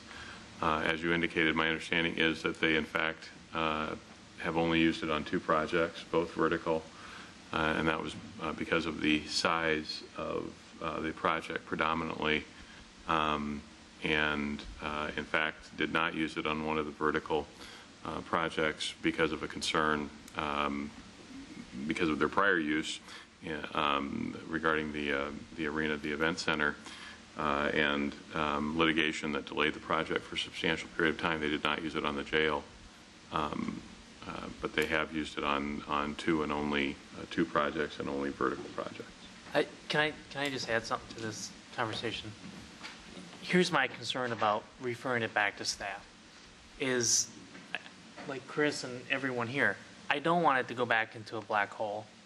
I want it to come back. If this is a step, if we can get this moving in the right direction to get this finally drafted in an ordinance form, I'd be very supportive of that. So if you're, you know, we need to do something. The language seems very reasonable from the county. If this is, Mr. Mayor, if this is part of your motion is maybe I'll ask the city manager if we can get this back in a timely fashion, whether that's 2 weeks or a month, get it in a form that we can vote on, if that's okay, Skip. I would withdraw my motion and go with that, but I think it needs to come back in 2 weeks. I think it needs to be back at the next council meeting. It needs to be back at the next council meeting, ready to be voted on, ready to move forward on it, whether it passes or not. We need to have something to vote on in the next council meeting, because we have just dragged this out too long. It's a good piece of legislation, and you know, we've been batting this thing around for the 5 years I've been on the council. So I would just ask that there be a significant fiscal impact of this on the city, that has to be a part of it, because I think we cannot ignore the fact that there is a fiscal impact with this. And we, you know, if that's the direction, if that's the will of the council and where they want to go, we need to be very upfront about that. How would you know the fiscal impact if they opened up the qualifications and they're not qualified? You send their bid back to them unopened. You'd never know there what clearly will be fiscal impact. I mean, we've had legal information from that before that underscored the impact. Mr. Manager? Well, Mayor and Council, just to clarify, we had sent out a report on June 21st which outlined sort of where we were on this, and this included a reference to the Polk County program. It is, as Mr. Lester said, is my understanding as well, the county has a questionnaire that they've put together, which I think we've looked at and don't have particular issues with their questionnaire, but it applies only to large projects. And I think if the intent of your motion, as Mr. Meyer has talked about it, is that you want something like that brought back for your vote, I think that is doable within 2 weeks. But you've also talked about wanting us to reach out to other organizations and get comment. Just let us know if you want that to happen as well before the meeting in 2 weeks, and we'll try to get that done. But that would be a lot of review and comment with other groups within that time period. But if that's your desire, we'll do our best to do it. That's my desire, and I've said this on the record dozens of times. The last time I voted for it, we had a threshold in there where it wasn't triggered until they were projects over a certain amount. I think back then it was $250,000. With inflation and the cost of projects, it, should probably be there or higher, because I don't want it to have a tremendous negative impact on the operations of the city. I, quite frankly, long-term believe it's going to save us money. So I'd like to see a fiscal impact that shows that, so long as we do it responsibly and in the best interest of the taxpayer and not to any other particular company or interest group. And Mr. Coleman, I think that I would echo your comment regarding quality. We've had a number of situations confronted, one that Mr. Mahaffey and I went out and looked at last year that was a sidewalk project. Right. And there was damage to trees all over the place. They had cut them up. There's a significant impact to the taxpayer and to the resident to have to cure up what the damage that was done to those trees, and I would suspect that ultimately they're going to have to be removed, as well as the rather unfortunate job of the project itself that was done that somebody's going to have to go back and clean up. I just think that sometimes especially when it's so close, sometimes the impact of taking the lowest bid sometimes doesn't serve the taxpayer in the ways that we would hope, because often it requires a replacement or alteration to fix the deviations in quality and that we had hoped to get through the bid process, but didn't happen. Sometimes we have to go back on the bonding to make sure that things happen, and sometimes projects just don't work out the way we had anticipated. And hopefully, this is more about quality than any other issue that we're talking about. So I'd like to see it move forward. So what's the motion? You'll give my motion, Skip, to refer back to staff, but to have a workable ordinance that we can vote on at the next council meeting? That's agreeable to me. Okay. Is it Well, but I think that the other, that's an important point. Pattern after the county. Okay. Two other pieces, though, the fiscal impact as well as the committee. So we're saying that this group is just not going to go forward and get input from other entities? We've already got one working with Polk County that they could have had input in. They probably did have input in. I think that we just need to move forward with this and take a look at it and see if it'll work for us. Mr. Lester, you had a comment? Yeah, I just have a couple of questions for clarifications in preparation of the ordinance. First, with respect to the Polk County questionnaire, is it council's intent that this would be as Polk County does with only vertical buildings, or do you want to make this a horizontal ordinance that would go for all projects? I think it needs to be both for us. I'd like. I don't know enough to determine that, I guess, right now. I think we need to know the pros and cons of that. And your best recommendation. Yeah. Okay. Second, the questionnaire itself is neutral. It doesn't provide qualifications.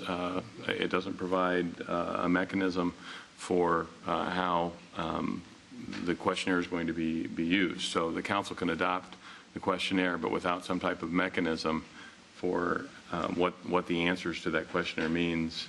I can't really prepare an ordinance that's going to address what it is that council wants to do. So, I mean, is it, for example, the questionnaire has numerous questions that are answered yes or no, but is it council's intent that one negative answer would result in disqualification? I think we need to seek what Polk County's guidelines are on that. I don't think we really need to reinvent the wheel here. My understanding is they don't have any guidelines on that. They have the questionnaire. They've reviewed the questionnaire, but they don't have procedural guidelines. And I also understand that they didn't put it into ordinance form. So if we're going to put it into ordinance form, one of the first things that will happen is there'll be a due process complaint if there's no rating or qualification or interpretation of the qualifications that are submitted. So, Can I make a suggestion that you know, maybe, and I know this is asking a lot of you, Jeff, but in the next however many hours, 48, 72 hours, you could share with us a list of kind of those umbrella questions. Is it an ordinance, or is it something that goes, you know, does it ride with each bid letting, or, you know, I don't know how we would do it. You know, what we do about the threshold to turn somebody down, because I'd like your legal opinion on that as well. I mean, I think in some ways, my thought is we have expanded information that all bidders were asked to respond to, and it becomes part of the threshold for a majority of council members as to whether or not that defines, you know, a responsible bidder or not.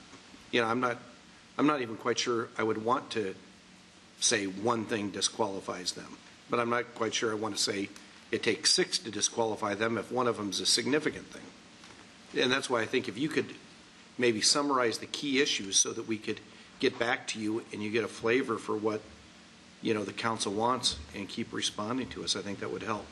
I think it's unrealistic to ask city legal to come back and address all of these issues right now within a 2-week period. I just don't think it's possible. And I go back to, we set up a committee. We discussed about having a committee. And you can say that you've talked with Polk County and you've talked with other people, but I'm going to tell you there are other people out in this community that should have input into this. And the one thing that we don't need as a community is that we're more costly to do business in. And you can look through the PowerPoints, you can look through the information, and it's there. You can look at the legal implications. Look at the challenges that we had previously when we brought this before the city council. If you want to go ahead and do it, I'm in the minority. I understand that fully. If you want to go ahead and do it in such a way that it's not going to jeopardize the fiscal ability of the city. And right now, based upon the discussion I'm hearing and trying to ram something through within a 2-week period that had this much significance on the city, you're crazy. And I'm going to say that publicly. There is no way an ordinance of this magnitude should be dealt with in 2 weeks with all of these questions. Well, you sit there and say that we had a committee on this. Who's this we? I didn't know. We didn't have a committee. We haven't had a committee. But that's what you said. No, 3 months ago. No, we agreed to have a committee. That was the action that was taken. Yeah, 3 months ago we agreed, and we have nothing yet. And I think that's unfair to the residents of this city to drag that on. I'm seeing poor quality work. We saw it last year, and we're not doing anything about it. We're stating that bottom line is what runs it, and that's not. That's not wise investment of the taxpayers' dollars. And I want you to be specific besides the sidewalk project over on the east side. If you look at the 100 and some other projects that we have awarded, the percentage of those not being satisfactory is nil. I'm not saying that we don't go without some problems. We do. But the overwhelming majority of projects that are run well and we go through the bonding process is very, very high. I guess from my standpoint, I just have trouble with the notion that because something hasn't happened for 3 months, well, we're just going to ignore it and we're not going to get input from stakeholders. We're not going to see what the fiscal, there may be no fiscal impact, but I think it's worth us seeing rather than just saying Polk County's done it, let's do it. I imagine there's a lot of counties in Iowa that haven't done it. So just because Polk County does it, I don't think that automatically qualifies it for Des Moines. And I think there's a lot of things that need to be considered, not the least of which is a committee among us, but also the stakeholders who are invested in this decision. I think it's bigger than Polk County's done it, so let's do it. I think there's more that needs to go into that discussion. And that's fine that it went into the black hole, as it was referred to. Well, let's press it, let's move it forward, but let's not be unrealistic here with what we're trying to do. Let me suggest this, that in an effort to try to move it forward as quickly as possible, that to get over all these questions, that we have a committee of this council, and I would suggest, Mr. Moore, that you certainly be on it. And I would suggest that we meet tomorrow if possible, but at least no later than Wednesday, and maybe give Jeff a chance to at least put some ideas on the table.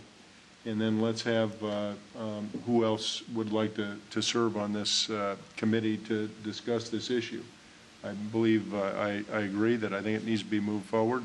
It should be done in the full light of day, and because my wish is that we help the quality of the work that goes on in the city of Des Moines, and because we're not investing for today, we're investing for the next 20 to 30 to 50 years. I mean, I'm listening to people say that a lot of streets that we put down, a lot of the other infrastructure we put down last 50 years, and if it doesn't last that long, then it's not a great investment if we have to replace it in a shorter period of time than that. Everything has a lifetime, and I think that we ought to look at it, but I think the point of putting it off is past. Let's figure out a process, and let's do it immediately. So, Skip, if you're amenable to serving on it, who else wants to serve on that committee? Mr. Coleman, Ms. Hensley? I would like to. I think you know that I have some scheduling issues the next 10 days or 2 weeks. Right, I understand. And if we're going to try and meet several times, that puts me in that's a problem for me. Ms. Hensley? I could do that. You've got two. Mr. Meyer? No. No, doesn't want to. Bob? I think I could probably work it in. All right. So let's have the three of you work on it unless you'd like to serve on it as well. I will. Halley Bright will offer a minority report. Okay. So let's you guys get together and meet as quickly as possible. And I'd schedule it around Jeff's first available time to do a reasonable review of what's going on here, and then see how we apply it to our city operation and what's the most reasonable way to do it. And let's report back. Are you making a motion or? No. He's got a motion on the table. We got a motion on the table, but what I'm suggesting is we insert this in it. So I guess what I'm suggesting, maybe if you want to look at it, this is within it, is maybe an amendment to it or an addition to your motion. Okay. That we do that, and let's see if it's reasonable to get their work done and a reasonable report back to us in the 2-week time frame. If not, we'll certainly hear back from everybody and see what some of the hurdles are that have to be overcome. But it needs to move forward. Okay, that's the motion. Yeah. It may be in 2 weeks to come back and say we need more time, too. We can always do that. Do this. Right. Okay. I'm just glad we're moving the ball down the court here. 7 yes. Yeah. All right. We have a communication report. Could we do B? I think you're going to do B. I'm sorry, B. Let's go to B. I'd just like to refer this to the manager for a report. You know, I've heard the partnership say, let's all buy local, but I'm not seeing too many people or hearing them say, let's hire local. I've heard that Decorah has went to 5% and that it's met the challenge. And could you probably within the next month do a report on what's happening around the state and what the potential is out there that we could do to raise the contractor advantage for contractors here in Des Moines or Polk County? Mr. Moore, council members, we've actually done some research on this in the past, and we'll be able to pull all that out and get it to you, and we'll survey the state as well as see what other cities are doing. So we'll be happy to do it. I guess also maybe for the last year or a few years, how much additional it would cost us to meet with the 5%. Okay. And maybe just a basic, how are we defining local? I know I've been disappointed when we've bought commodities here, you know, where I felt like there was a true local where the owners lived here, the business was here, but a national retailer was deemed local because they had a facility here. And just how we deal with that, because I do think there's two ways that you could be local. There's a million ways you could be local, and I'd like to be real definitive about that, and how we define that makes a difference. But that situation a while back frustrated me, that we were kind of forced to essentially call everybody local.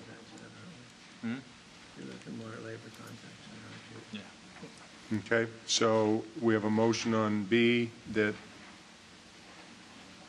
was put forward by whom? Coleman? Skip, I Skip, think. Skip? Yeah, to refer it to Rick. Okay. 7 yes. Item 54 is a communication report from the Des Moines Human Rights Commission. It's requesting the City Council to amend the municipal code to conform with the Iowa Code Chapter 216 by adding gender identity as a protected class. I would suggest that maybe we might refer this to the manager and certainly the city attorney to put something in language that we could discuss as a code change, if somebody would agree. I would make that motion, Mayor, and I just might add a short comment that state law may occasionally change in the future. This took us a couple years, and if there was a better way for the ordinance to be more nimble and flexible, your thoughts on that, on how we might accomplish that, would be well received as a way to make sure we stay in compliance as the Attorney General's office has suggested we need to. And you spent some time on the Human Rights Commission, did you not? I did spend some time on the Human Rights Commission. All right. You know, I'm going to vote for this because I support it. But I find it interesting, the discussion we're having on this issue right now versus the past discussion that we had on the tax quality assurance. I'll just make that comment.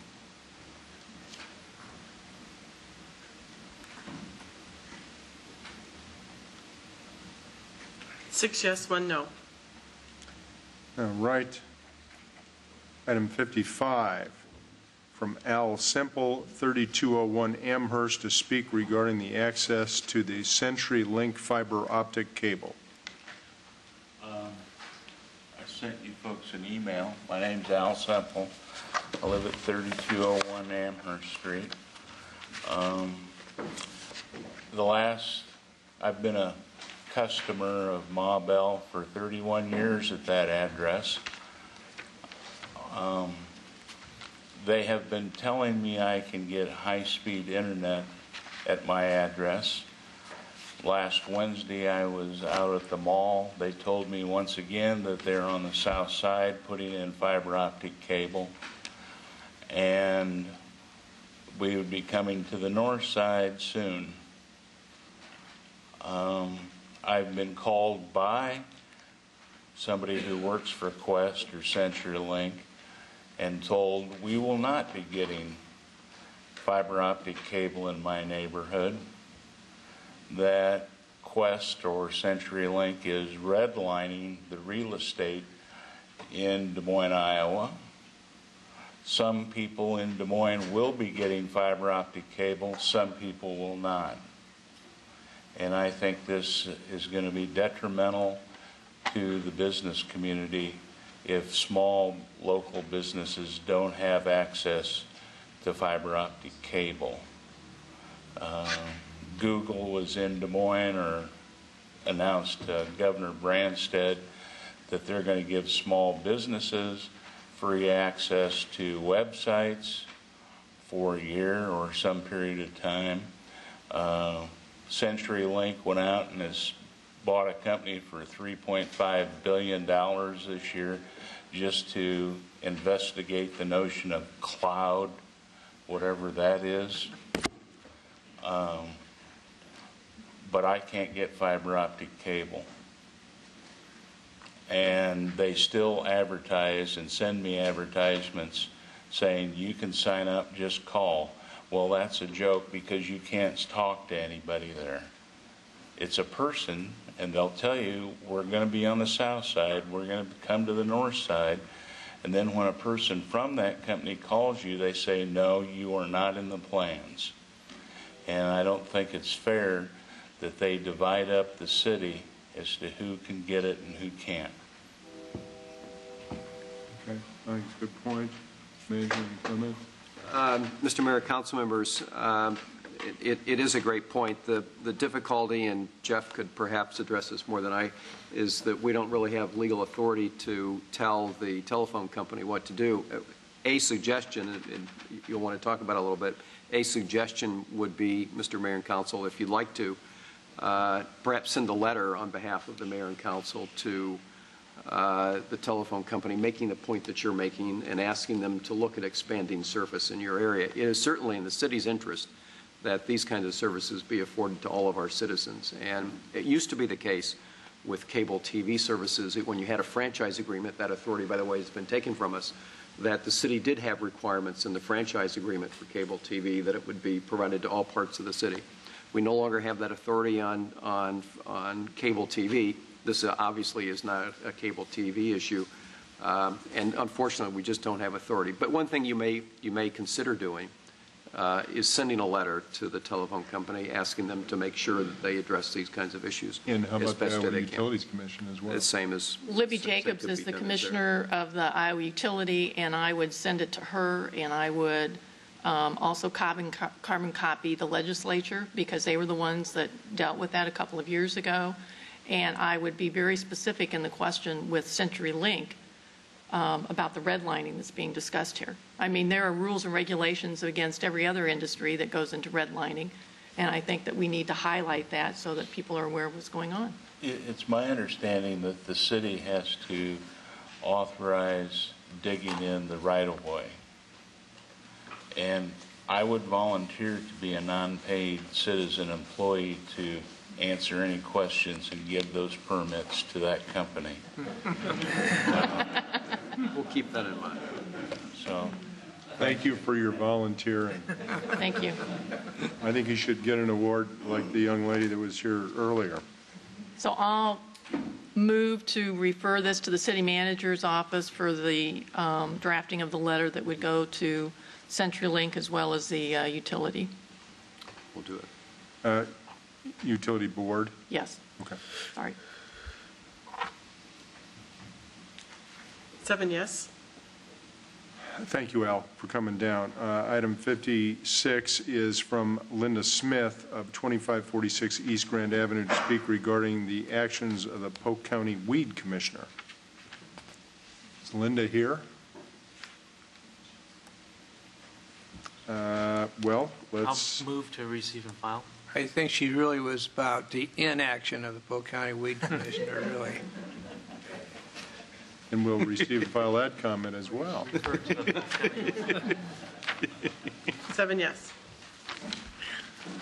All right, that takes us past the hearing items, which were completed earlier, to city manager recommendation, item 72 regarding the municipal arborist position and reporting.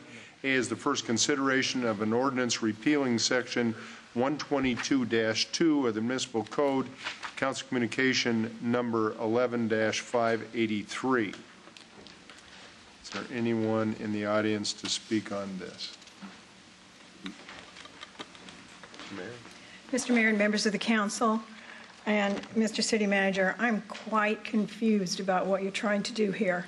I look at the city website and it describes the forestry mission as taking care of right-of-way, golf courses, parks, cemeteries, and that is from Code 122.2. Then I look at the duties of the city manager, and it says it's your job to enforce this code. I guess I really question, why do you want to take this code off of the books? Manager? Okay, thanks for the question. We're not here for a debate, but I think... I'm just confused. It showed up late on the agenda, and I didn't have time to look for it any further, and it just seems to me with the new municipal arborist on staff, most qualified in the Midwest and probably further, what are we trying to do here? Okay. I'll do my best to address your question. Maybe just a little bit of background. I suppose over the last several years, this mayor and council has taken a lot of different action to try to enhance our program with respect to trees in the urban forest, and you've done a number of different things. One of the things that you did was to authorize the hiring of a municipal arborist, and we've gone through a good recruiting process. We've managed to hire a very well-credentialed individual to serve as the city's municipal arborist. That municipal arborist is in the Public Works Department, does report to the Public Works Director, is in charge of the Forestry Division, which is a division within Public Works that has the forestry personnel, and this is, I think, the key point perhaps to your question, CJ, this person will be actually in the position of advising and guiding all of the city departments with respect to trees. So whether it's a tree that's under the jurisdiction of Public Works or Parks or Airport or any other department, it's the municipal arborist that really has the expertise, the credentials, if you will, that will guide what we do with trees. Now, that person in that capacity necessarily won't have all the resources at his disposal to do it, but nonetheless, in terms of the expertise that's brought forward that says this is how you deal with trees, our organization is going to be set up now, so that this municipal arborist is the person that provides the expertise on it. It's really not any different if you think of other positions we have within city government that have a kind of expertise that the whole organization draws upon. I suppose an obvious example would be in the legal department. We have attorneys who have expertise in a certain area. My expectation is that the entire organization utilize those legal services when they want a legal opinion on something. There's other matters of a similar nature, engineering issues, for example. If we're going to build something, we turn to the city engineer to give us advice on how best to do that, that's in a way that meets engineering standards and other code standards. So it's not atypical. In fact, it is a typical situation within city government to have areas where there is an expert, a subject matter expert. The municipal arborist is that person within our government that provides that expertise. Now, I will grant you that if you look through the municipal code as it exists today, that you're going to find inconsistencies. You've, I think, pointed out some, but there are others. Trust me. I asked the city attorney to look at this. He's prepared a report that I think he sent out to the council, which talks about it in some detail, and you do see conflicts and inconsistencies within that code. It's my belief that with respect to the municipal arborist, I've outlined what the position is, who he reports to, essentially as I see his duties within the organization. The ordinance amendment that was on your last agenda, which is what got it to this agenda, was an amendment that was proposed that changed the reporting structure so that the municipal arborist would no longer report to the sanitation administrator, but would report to the public works director. That's an appropriate reporting structure, but unfortunately, in my view, those kinds of staff assignments don't really belong in the code. These things change from time to time. It shouldn't really be in the code that you find those kinds of assignments. Those are really administrative decisions that are made between my office and the department in question, in this case, Public Works. So my suggestion to you is that you don't really need to modify the code to change who the person reports to. It is something that I can handle along, in this case, with the Public Works Director. So the amendment that's before you tonight simply says that you delete from the municipal code that provision that talks about who the municipal arborist is going to report to. And instead of that, I've advised you what my intention is, which is to have the person report to our Public Works Director, be an employee of the Public Works Department, and to provide support and guidance to the entire organization with respect to trees. So that's my recommendation to you, is that you modify the code by simply taking out the reporting language that's in there now, which has the municipal arborist reporting to the sanitation administrator. We will handle that in terms of the discussion I've had with Bill Stowe, that the person's reporting to the Public Works Director from this point forward. I'd also say, and I mentioned a moment ago, that if you look through the code, you'll find a number of these kinds of issues where you have conflicts and inconsistencies with respect to different provisions. And although I suppose it's not the highest priority issue that we have for the legal staff and the council and the organization as a whole, as we have opportunity to revise our code and update it and remove those inconsistencies, I would suggest that we do so in a manner that's consistent with the action I'm recommending here. So, Mr. Mayor and Council, I hope that addresses the questions that the speaker brought to you, and I'd be happy to answer any further questions you might have. Well, I'd just like to follow up on that a little bit. You mentioned that you reach out to the attorney, to the engineers for their expertise. My question is, are we going to respect the expertise that this person brings to this position? Because in the past, we have not. I know of various circumstances that the municipal arborist was asked to be on site. He was not allowed to come. That decisions were overridden. And now that we have more experience in this position than this city has ever had, or anybody in the Midwest has ever had, we're very fortunate to have this individual. Are we going to give him the respect, and are your departments going to respect him for his expertise? You know, I think respect is something you earn, quite frankly. But from a management, administrative standpoint, clearly, if we're not going to have the services and the expertise of this individual utilized throughout the organization, then we've made a mistake in bringing the position on board. So the answer is that if we have positions within city government that carry a certain kind of expertise and that are here to do a certain job, so if we don't let the person do that job and they're not performing it in a way that's adequate, then we have a problem. So we're going to have to correct it. So I think the answer to your question, CJ, is yes. That's the only way it makes any sense to have this. Otherwise, why did we do it in the first place? Exactly. Thank you. All right. Any other comments? Do we have a motion? I'll move it. I've got a question for Rick, and it goes back to what CJ was touching on, but I want to expand it a little further, and that is the experience of the past was the municipal arborist was ignored. And I want to guarantee that that's not going to happen, that if there's an impasse between that position and maybe one in Parks and Rec or engineering or something, it goes to a higher level where it's discussed and they make a decision on it.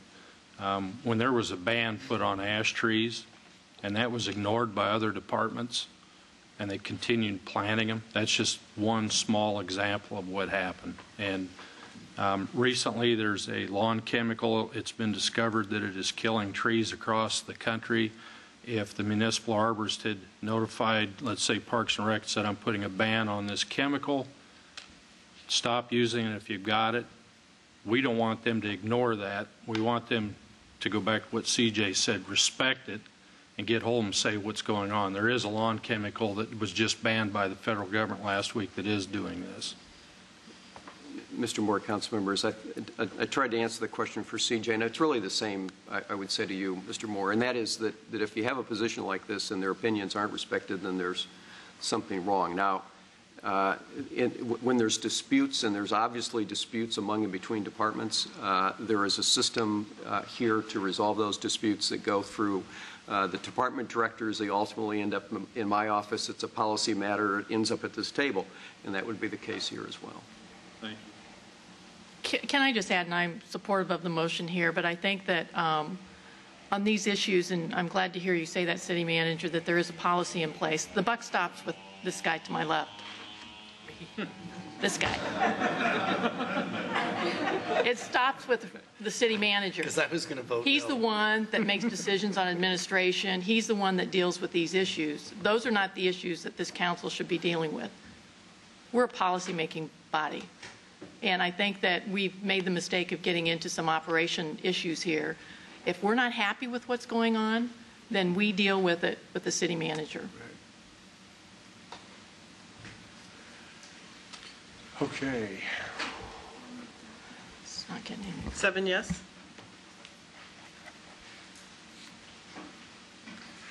Item 73, which is items regarding the Robert D. Ray Asian Gardens. A is approving the completion and the acceptance of private construction contract between Regency Commercial Services, LLC, and Chinese Cultural Center of America for the following. One is the building improvements to the substructure. 2 is the building improvements to pavilion, and 3 is the site work improvements. B is approving the Second Amendment to the 28E agreement with the Chinese Cultural Center of America, and C is approving the agreement with the Des Moines Riverfront Development Authority for the maintenance and repairs, Council Communication number 11-581. Is there anybody in the audience to speak on this item? Seeing no one, could we have a motion? I'll go ahead and move this. I know there's been a lot of work with the individuals and the donors and Parks and Rec on this particular project. It's a great project, and I'm just glad to see that we have this finalized as to maintenance and how this is going to move forward. So I'll move 73A, B, and C.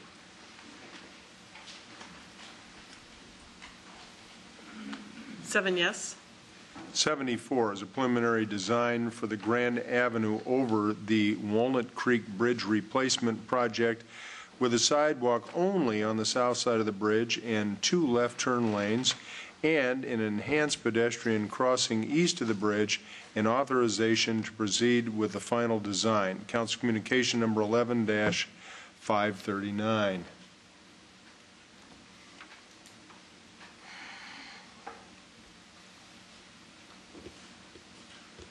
Mayor, members of council, Jeb Brewer, city engineer.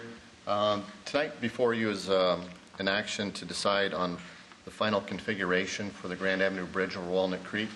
As council requested, we did go back to the neighborhoods and had a meeting to discuss various options for placement of that sidewalk. I won't go through the entire briefing, but I do have like 5 slides just to kind of get council refreshed and on the issues at hand before there's any discussion. Real briefly, we're talking about Grand Avenue over Walnut Creek. Just as a site to familiarize you with this, we have 63rd, so a major north-south route. We have Grand Avenue, obviously a major east-west. We have Walnut Creek. There's some unique aspects to this particular location. If you're familiar with it, we have this very large floodgate here, and that floodgate has a restricted opening with some large pylons here that support this gate. We also have restrictions as far as the river or the creek itself, and some height restrictions that we have. We have a trail underneath, which we have to keep open. There's also some vertical constraints here with the railroad, and also this intersection here. It's very close to 63rd. The alignment here creates some very unique problems. We started about a year ago on the design on this, and we'd come up through a number of options. One of the final options that staff's recommending is a sidewalk on the south side and a connection, pedestrian connection with the trail underneath, so there's a grade separated. In the public meeting, there were a few residents in which there was a strong desire to have the sidewalk either on the north side or on both sides. Just like to go over a few things, the concerns that we have as far as doing the analysis with the sidewalk on the north side, and it comes down to conflicts with pedestrians and truck movements. This particular slide, which was from the briefing that was provided to the citizens, shows the pink areas show the movements of paths of trucks turning. The dark gray is the sidewalks. And I just have a little illustration to show the point that we were trying to illustrate. If you see this down here at the bottom, this is showing a visual of a truck trying to make a turn around the corner. This is a WB50, and when it comes around, you get the tracking of the rear wheels that come across here as it comes around here. And we were concerned about that particular, I'll play it again here in case you didn't see it. So the truck comes along here as it makes this right turn across here. We have a pinch point in here because we're very limited in the right-of-way. Typically, if this wasn't here, we would try to make larger radiuses and more room for the pedestrians. Let's see. This is an example I think we've seen around town when a truck does make a turn and it's got a small radius, the truck does track across here. Here, you know, the pedestrians here are far enough back that they have some opportunity to avoid that. And that bridge, since there's that large pylon, our concern was the pedestrians would be trapped between that pylon and a turning truck. This here is a picture of the northeast corner as it exists out there, and you can see the current configuration. This picture was just taken last Friday. You can see the tracks where a truck has tracked across here, even with the current configuration. And on the southeast corner, you can see that there are no tracks on that picture for Friday.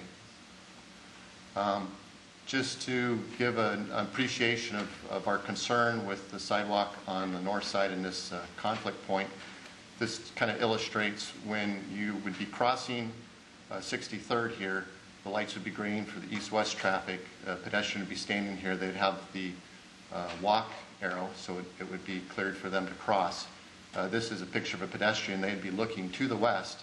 However, the vehicle would be coming also from the west, so they'd be coming from behind the pedestrian. So the pedestrian wouldn't necessarily see them because they're looking towards the west. And this would be the view from the vehicle looking at the pedestrian. This would be the view of the pedestrian as they're looking ahead and they can't see this white truck. If we look at on the south side, it'd be the same light phasing. The pedestrian would be here. Again, it would be green for the east-west. But on this side, pedestrian standing here, as you can see right there, they're looking west. This would be the view from the vehicle. They would see the pedestrian on the right side, and here, pedestrian could see the vehicle off to the left side as a peripheral view as they cross the street here. And so that was our concerns as far as pedestrian safety, and our recommendation for the sidewalk on the south side. One of the issues comes up is as far as the final configuration. Our recommendation for the south side is based upon the recommendation to have dual turn lanes to reduce delays for the entire intersection. We do have grade separated trail, which does provide access from both sides. The south side location does provide better visibility for the right turn of pedestrian conflicts, and the conflicts can be reduced with some right turn on red restrictions if necessary. Some other kind of minor benefits also is that on this, by having the sidewalk on the south side, it doesn't require taking any parking spaces from the auto parts store. It is easier to remove debris on the side stream of the bridge for city crews, and it does provide a little more room for any roadside landscaping since there's less sidewalk on the north side. And we did recommend installing enhanced pedestrian crossing on the east of the bridge to try to address times when the trail might be closed due to high water. We are going to be raising the trail so that hopefully the trail won't be closed as much as it has been in the past. Don't want to take a lot of time. I'm sure there's other people who have some comments, but I did want to introduce this particular recommendation. When we went through the consultant process, our consultant did hire some traffic analysis, just wasn't the bridge analysis. And Mark Parrington from Snyder and Associates did the detailed traffic analysis, and of course Gary Fox, our own city traffic engineer, is here to answer any detailed questions which I wouldn't be able to answer as far as traffic movements, timing of signals, issues regarding traffic counts and things like that. Jeb, I don't know if it should be you or Gary, but can we have some more information on the crossing east of the bridge, the refuge island? I was informed earlier today that we have argued against those in other specific areas of the city. And so that's question number one. Question number two, is there a way that we can have a pedestrian light there, just like we do at the library? Mr. Mayor, members of the City Council, Gary Fox, City Traffic Engineer. I believe that the question here, and hopefully we'll get to this slide here, indicates what we're showing there east of the bridge. It's about 150 feet east of the bridge. There would be a raised median proposed in the turn lane of Grand Avenue, and then the pedestrians could cross, if they're crossing from the north to the south, they could cross the two westbound lanes of traffic as a one-way traffic movement, have a period in this pedestrian refuge in the middle of the street, then be diagonally directed so that they're viewing oncoming traffic coming from the west to cross the south half of the road. So a little bit different situation here than at a couple of other locations that may be considered. This crossing would be very similar to the pedestrian crossing that we just installed on M.L. King at the west end of the Des Moines River Bridge, where you have the opportunity in the middle to have the pedestrian island. Previously, we did put in a pedestrian signal or a hawk type of signal on Grand Avenue at Polk Boulevard. In that particular case, there's no room in the center of the road for a pedestrian refuge, so you have to cross all 4 lanes at one time. And we determined in our input from that there's a number of kids from the neighborhood that need to cross Grand Avenue to get down to the pool to go swimming. They cross on their bikes and whatever, so we felt that a different type of protection would be necessary there because of the kids crossing, and particularly that you have to cross all 4 lanes as one movement. Once you leave the street there, you need to get all the way across all 4 lanes. Here, there's the opportunity with the turn lane to provide a pedestrian refuge island in the median.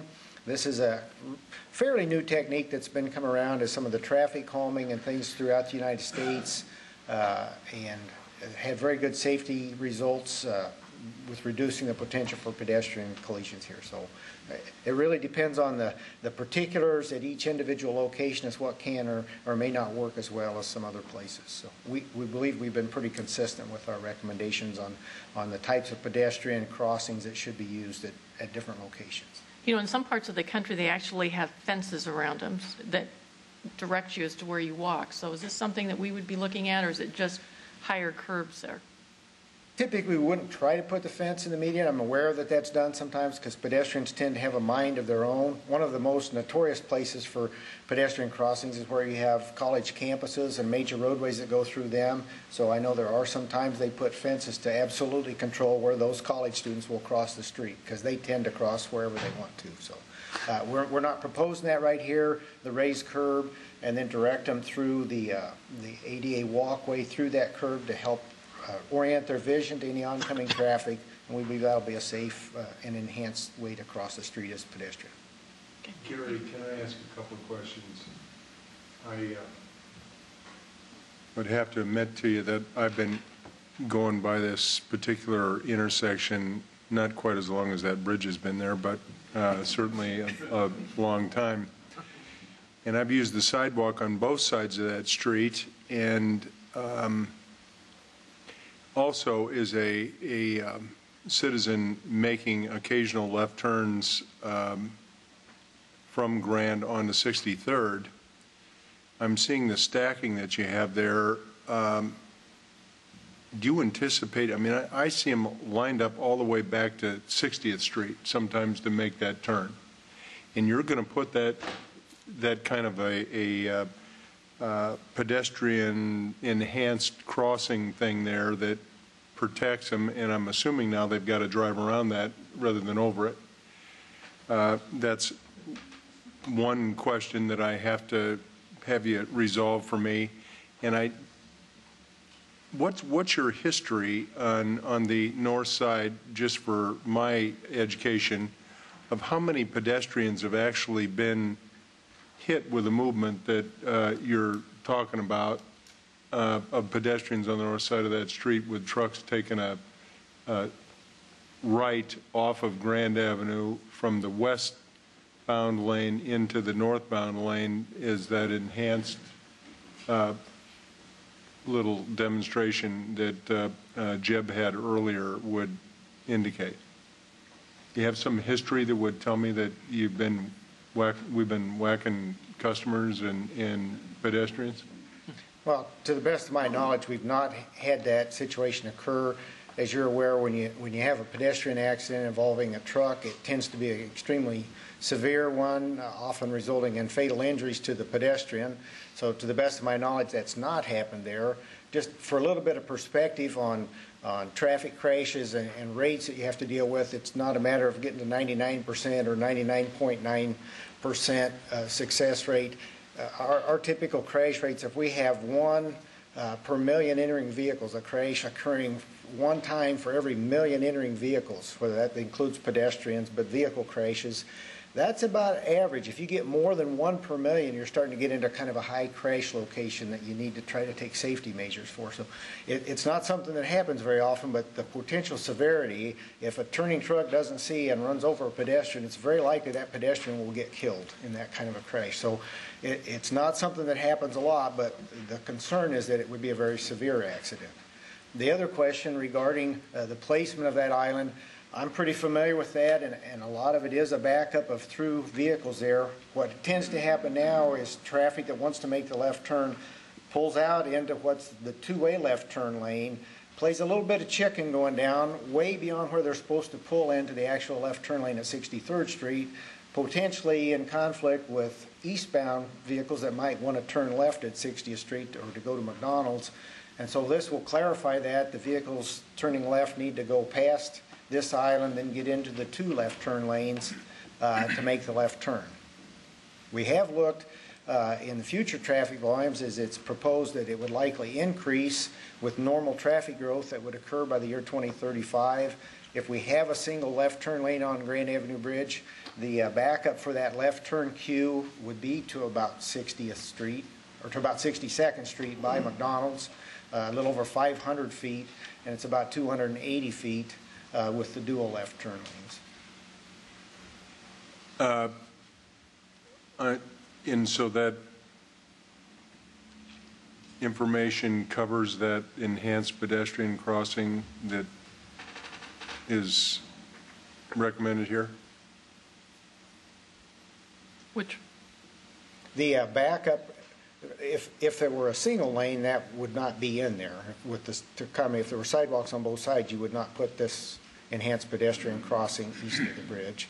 How many vehicles do you think you can stack in that double lane deal back to where you're recommending here? That's about the length that in the future projected queuing for the left turn with the dual left turn lanes. It's back about, that's about 300 feet east of the intersection, and I believe the queue length there from the traffic analysis is about 280 feet. So yes, the queuing at the peak hour, the worst condition in the 2035 projected traffic would fit west of that raised median island. And you really don't have the ability to move it because you've got the railroad tracks on the backside, on the east of it. That's correct. Just east of there is the railroad with railroad signals. And this would be substantially longer than at most along Fleur Drive or Southeast 14th, where we do have a continuous raised median with left turn lanes that tie in. This is actually longer than most of those would be, and it's 2 lanes wide instead of 1 lane wide. So that's a substantial amount of storage space for the left turn movement. Okay. The only other question I have for you, having lived in this neighborhood and ridden bikes and walked down to McDonald's and some of the other areas down here, it would seem to me at the time, I always used the access to this stuff here on the north side because it was a little rough for me on the south side because everything that went in and out of Pal Joey's and all the other stuff, the soccer, whatever, I didn't ever see anybody walk in there. They were all cars. And so most all the pedestrians, at least my experience, was use the sidewalks on the other side of the street, at least past IMT. And because there isn't anybody that lives there. And so I don't know, I guess asking you to kind of reconcile that, because that's all vehicular traffic that, at least in my experience, goes in and out of that access here that would go into that area to the south of Grand Avenue. You know, I would agree with that, Mr. Mayor, until the trail went in. The trail has changed the flow of traffic down there, pedestrian and bicycle traffic. I mean, you go to Pal Joey's now and they've got bike racks and you get a lot of people that are accessing it via the trail. But they're not coming off the sidewalk, they're coming off this thing underneath, aren't they? Yeah, they are. Okay, that's just from living there, that's my questions and comments. So, I've got a question for Jeb. When you were showing the diagram of the person standing there, you said they'd be looking west across the street there. Therefore, if a truck was northbound and turning right, they'd see him coming. Well, what if they're standing there looking north across the street, then the truck's coming from behind them, they wouldn't see it. And conversely, on that north corner, they don't necessarily look west. Some of them do cross south. They would see the truck coming. And also this pylon, or whatever you want to call it, that holds up the gate, it is not square. It's L-shaped, and the notch is in the southwest corner. And if a person's standing back in that notch, it's impossible for a truck to get to them. So you're talking about a pedestrian movement from here to there. So there's Yep. no sidewalk on that side. I don't know why. I mean, I suppose pedestrian would want to cross that. We would encourage them to go this way and then cross over to the side of Grand. Well, I agree, but they don't all go west. I was there today and I watched a bicyclist here that went south. Right, because currently there is a sidewalk on the north side, so that would be a movement that you'd anticipate. I don't know if you'd anticipate that movement with no sidewalk on the north side.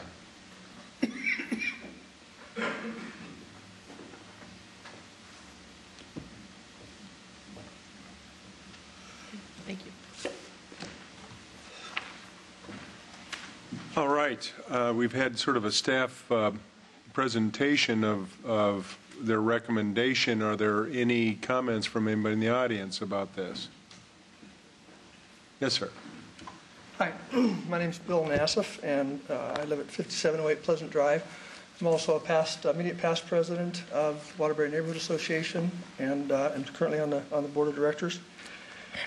And I'm here on my own behalf as well as on behalf of the Waterbury neighborhood residents and over 200 people who have signed a petition that we've recently circulated, expressing concerns over the proposal that the city staff's put together, not the whole proposal, but certainly the sidewalk on the north side. That is, getting rid of the sidewalk on the north side. And I'd like to, I guess, present this petition to the city council, and if it's okay, I'd like to read it since you haven't seen this petition before. Okay. We, the undersigned, call upon the Des Moines City Council to retain a sidewalk on the north side of Grand Avenue in connection with the 2012 replacement of the existing Grand Avenue Bridge over Walnut Creek at 63rd Street. In connection with the 2012 replacement of the Grand Avenue Bridge, the Des Moines City staff has recommended a widening of Grand to provide a second left turn lane for westbound traffic turning south from Grand Avenue onto 63rd Street. City staff states the additional turn lane is necessary to alleviate congestion, and in addition, that such left turn lane leaves room for a sidewalk on only one side of Grand. Staff favors a sidewalk on the south side for alleged safety concerns. Area residents have regularly observed that congestion at this intersection occurs only during the evening rush hour and is due to the high volume of traffic continuing west on Grand and not from traffic turning south onto 63rd Street. From these observations, the undersigned conclude the addition of an extra turn lane is unnecessary and is in fact a solution in search of a problem. The failure to build a sidewalk on both sides of Grand, and especially the more heavily traveled north side, will in fact significantly increase safety and access concerns for pedestrians and bikers crossing 63rd Street. These safety concerns will be especially heightened when the trail under Grand is flooded or otherwise impassable. As a solution, the Des Moines City Council, consistent with its admirable complete streets policy, should reject staff recommendations for a second left turn lane and instead provide for sidewalks on both sides of Grand. This decision will ensure a roadway design with all users in mind and not just motor vehicles. And this petition is consistent with correspondence that the Neighborhood Association has sent to each member of the City Council, I believe, which fleshes out a little bit more some of these issues. I'd also like to point out that there are a number of other Waterbury residents and board members who are here. If they could stand up and just so you know that I'm not the only one here that's concerned about these issues, as well as the other 200 folks that 200 plus, 215 or 20, I believe, have signed this petition. Can I turn this over to? Sure. Yes, please. I'll move to receive and file. A couple of other things. We just got to start on this petition within the last 3, 5, 6 days, and at least in my own experience, nobody who has signed this petition, or nobody's been asked to sign this petition, has said, no, I'm not interested in signing. I don't agree with what you're proposing here. And frankly, I think that had we had an opportunity to present this to more people, a great number of additional people would have signed the petition. So I want to point that out. Now, one thing I want to make, one comment I want to make, just flesh out a little bit. In the petition, we talked about, this rejecting this second left turn lane. And again, in my own experience, and I've driven down Grand Avenue, especially just, to kind of see what's going on at this time of the evening with respect to left turns and congestion generally. And my experience has been, and I believe my experience has been shared by other people who've done the same thing, is that what's causing the congestion is people headed west on Grand Avenue. And people, the last 2 times that I kind of did this little experiment, I had to wait 3 or 4 traffic light changes to go west on Grand Avenue. The people who wanted to make a left turn onto 63rd Street, turn south on 63rd Street, they were making it in one traffic light change. And I agree, I think somebody pointed out that people are using that double turn lane to kind of bypass some of the traffic on, that's headed straight, which facilitates their making a left turn. And I guess if there's nobody in those lanes, I think they feel that's pretty safe, and it may be. I'm not, certainly a traffic expert. But again, I have a hard time seeing the need for an additional left turn lane. And if we do what we're proposing here, as far as adding this island in the street, I mean, I agree that that would reduce the number of incidents where people can kind of take that little shortcut through that turn lane. And I apologize for going over, but I mean, I don't see how the left turn lane adds anything. Certainly at this time, now 50 years in the future, who can say? But even 50 years in the future, there's going to be even more traffic headed west on Grand. That congestion is going to prevent people from even getting to these 2 turn lanes. So I don't get it. I'm missing something, and so I just wanted to, communicate those thoughts in a petition, and hope that you'll at least, take another look at this and see if we can. And actually, I would encourage all the members of the City Council, before you vote on this, drive west on Grand Avenue at rush hour, and see for yourself what you feel is creating these kinds of issues. Thank you, Bill.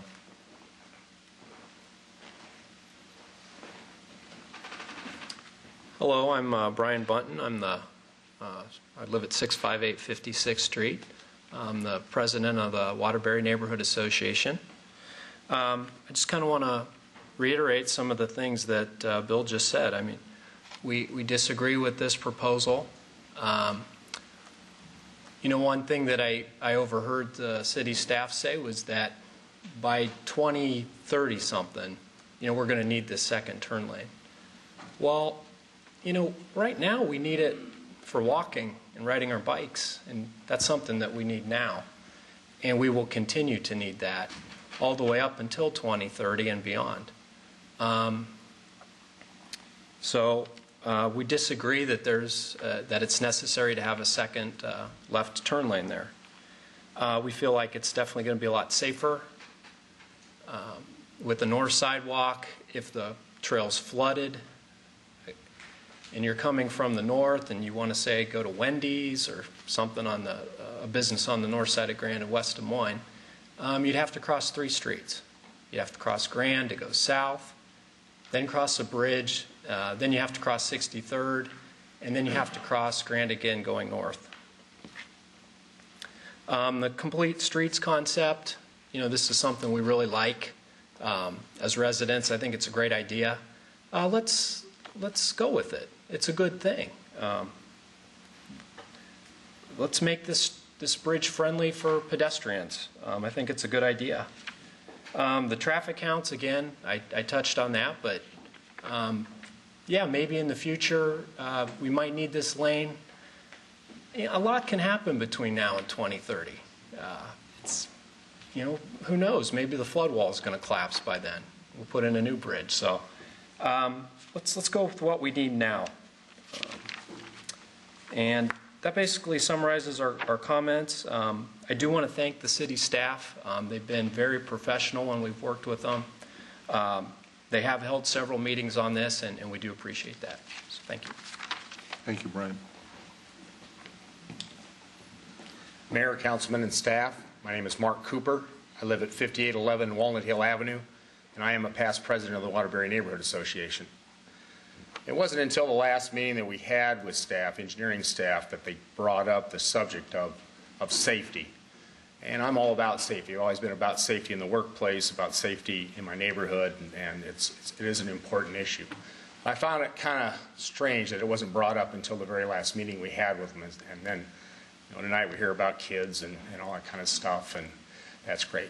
My questions that I had in regard to the proposal, and that's when this last meeting is when they came up with this island concept and crossing Grand Avenue. And I just had to question what's more safe here, having a sidewalk on the north side of the bridge, which has been there for over 100 years, or having people traversing across Grand Avenue. I know that I've lived in that neighborhood about 15 years now, and unfortunately, people, when they leave the stoplight at 56th Street and they're headed west towards West Des Moines, I think they've already got it in their mind, and the mindset of, you know, it's going to be 35 miles an hour because that's the speed limit in West Des Moines. Obviously, though, and from what I've noticed, is that they're up around 45, 50 miles an hour sometimes by the time they get to 63rd Street. And traversing across 7 lanes of traffic on Grand Avenue as opposed to walking on a sidewalk on the north side of the bridge, I don't know. Again, I think the safety aspect, it's a lot more unsafe to be going across Grand. So again, I have to question that. I know that I'm always aware of my surroundings. I don't just naturally assume that I'm safe no matter where I am, especially if I'm on out and about and on a busy intersection like Grand and 63rd Street. And I think that's why we haven't had fatalities, obviously, in the 100 years that bridge has been there. I know that here about 3 or 4 years ago, we had a young lady that was going eastbound and went over the bridge on the south side of the sidewalk. So if there's any one of those sidewalks that's unsafe, that has a track record of being unsafe, it would be the south side of that bridge and not the north side. So again, I would hope that you would reconsider the proposal that's been put forth by engineering staff and put a bridge on, or excuse me, a sidewalk on the north side. Thank you.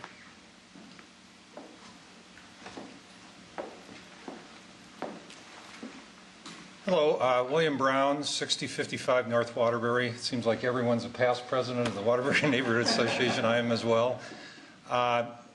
And I, like the mayor, have spent many, many years in this neighborhood crossing this bridge, and maybe more than you, Mayor. But anyway, my concern is safety, and I've got 2 thoughts about this. It seems to me, I have no knowledge as to whether that second turn lane is necessary or not. You know, I rely on others to judge that.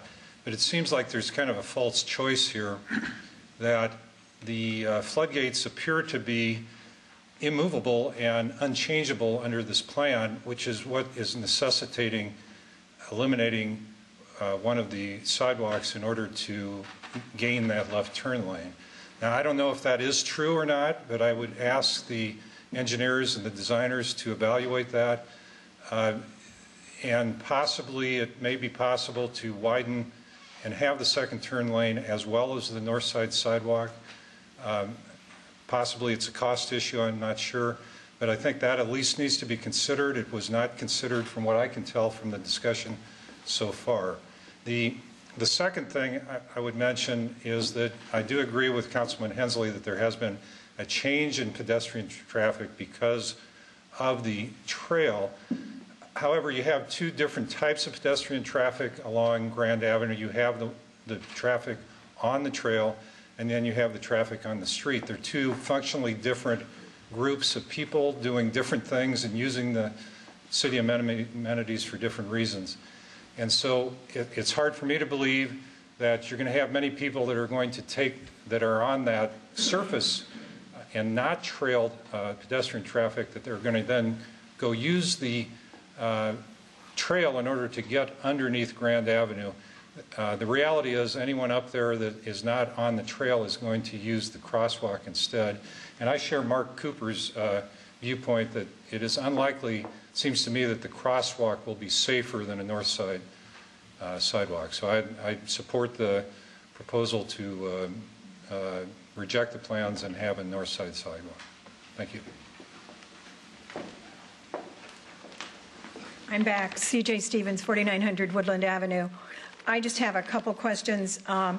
First of all, tonight the council approved a second turn lane or a traffic route turning onto Ingersoll from MLK. There is only one left turn lane to access that. And the other thing is, this bridge and this neighborhood is not a model. It was not built on a model. You cannot remodel it from a model.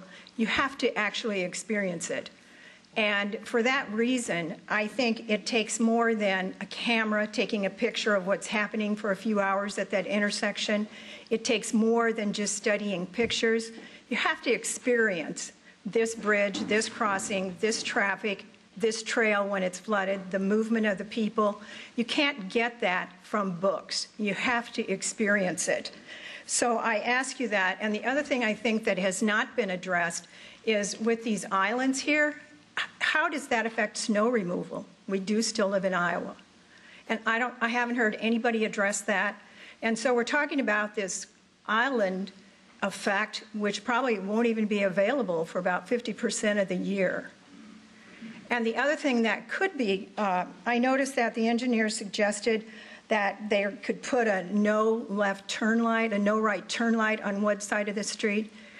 The same thing could be accommodated on the other side of the street and still maintain the sidewalk. It also, in the benefits on the south side, it was addressed that they have to lift material out of the Walnut Creek. That's an access. They've been doing that for years, and there's a sidewalk there. So there's no impediment to taking that out with or without a sidewalk. I think that's a very invalid consideration. So I think I would ask the council to study this further, and like the other speakers have said, come to our neighborhood if you haven't been there. The mayor is right. The people who use the trail use the neighborhood. We are an active neighborhood in our revitalization plan. The number one thing that residents wanted was our sidewalks in tip-top shape. The Public Works gave us a lot of heat on that, but eventually we won, and all of our sidewalks in the Waterbury neighborhood were updated during that revitalization process. So now we're talking about going backwards and taking sidewalks out. That goes completely against the neighborhood plan. Thank you.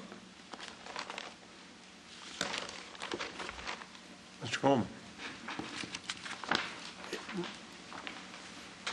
I know we're past, or hope to do preliminary, and I probably came thinking that I was fine with the preliminary design. I've been under the bridge a number of times on the trail this summer. I think Bill used the, the term false negative, or what, that my question is not necessarily about the structure of where the pillars are, but on this concept that the driver for 2 turn lanes is years out. Can this be designed in a way that for a decade or so we have a pedestrian crossing there, that future councils could decide when the traffic was demanding enough that we could then convert or restripe or put a median in a different way? I mean, is there some way that we could phase this so that we get that we give the residents what they could most use today, but design it in a way it can be converted in 2 decades when the traffic really demands it? It's a fair question, Mr. Coleman, if I may, Mr. Mayor. But I don't know, and I think Jeb Brewer probably can give us the best sense of how we could analyze that. Mayor, members of council, Jeb Brewer. The bridge will be a cast-in-place structure, so there would be opportunities in the future to rebuild that north edge. You could either rebuild it and extend a sidewalk out. It gets more problematic to rebuild it and extend out a driving lane, because you would typically build that section with a sidewalk for a sidewalk load and not a traffic load, where if you build it without the sidewalk, then extending a sidewalk is cheaper and easier to do. If we were to do that, then we would need to add additional steel to it now, and then we'd have to go back when we retrofit. It would still be a fairly expensive project, but it could be done if we put in the steel now before underneath the sidewalk in order to make the underlying deck be able to carry a traffic load. What would be the design? I mean, tell me timeline on the project right now, based upon the project and what you have. If we were to say that we wanted to phase it in, knowing that 15, 20 years from now, that we expect the traffic modeling to indicate that we need to have that additional space.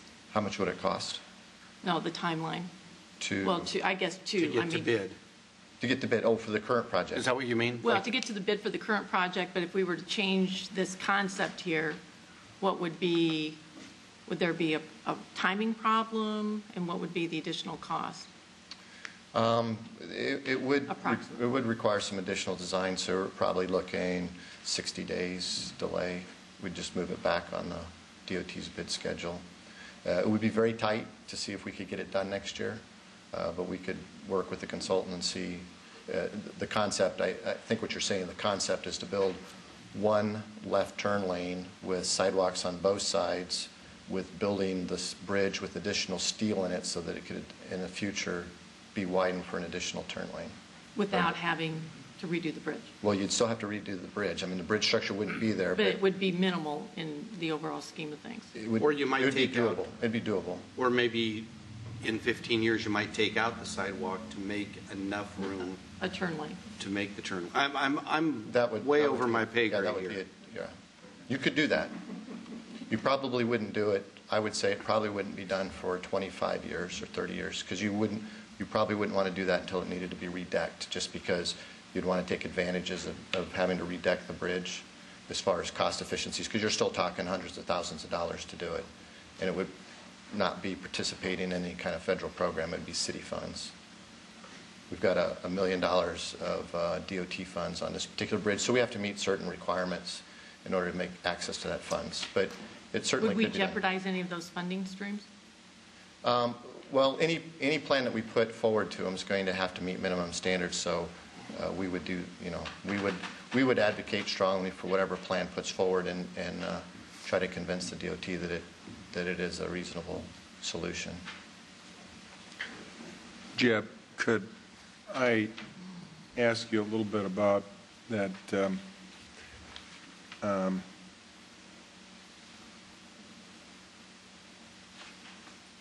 The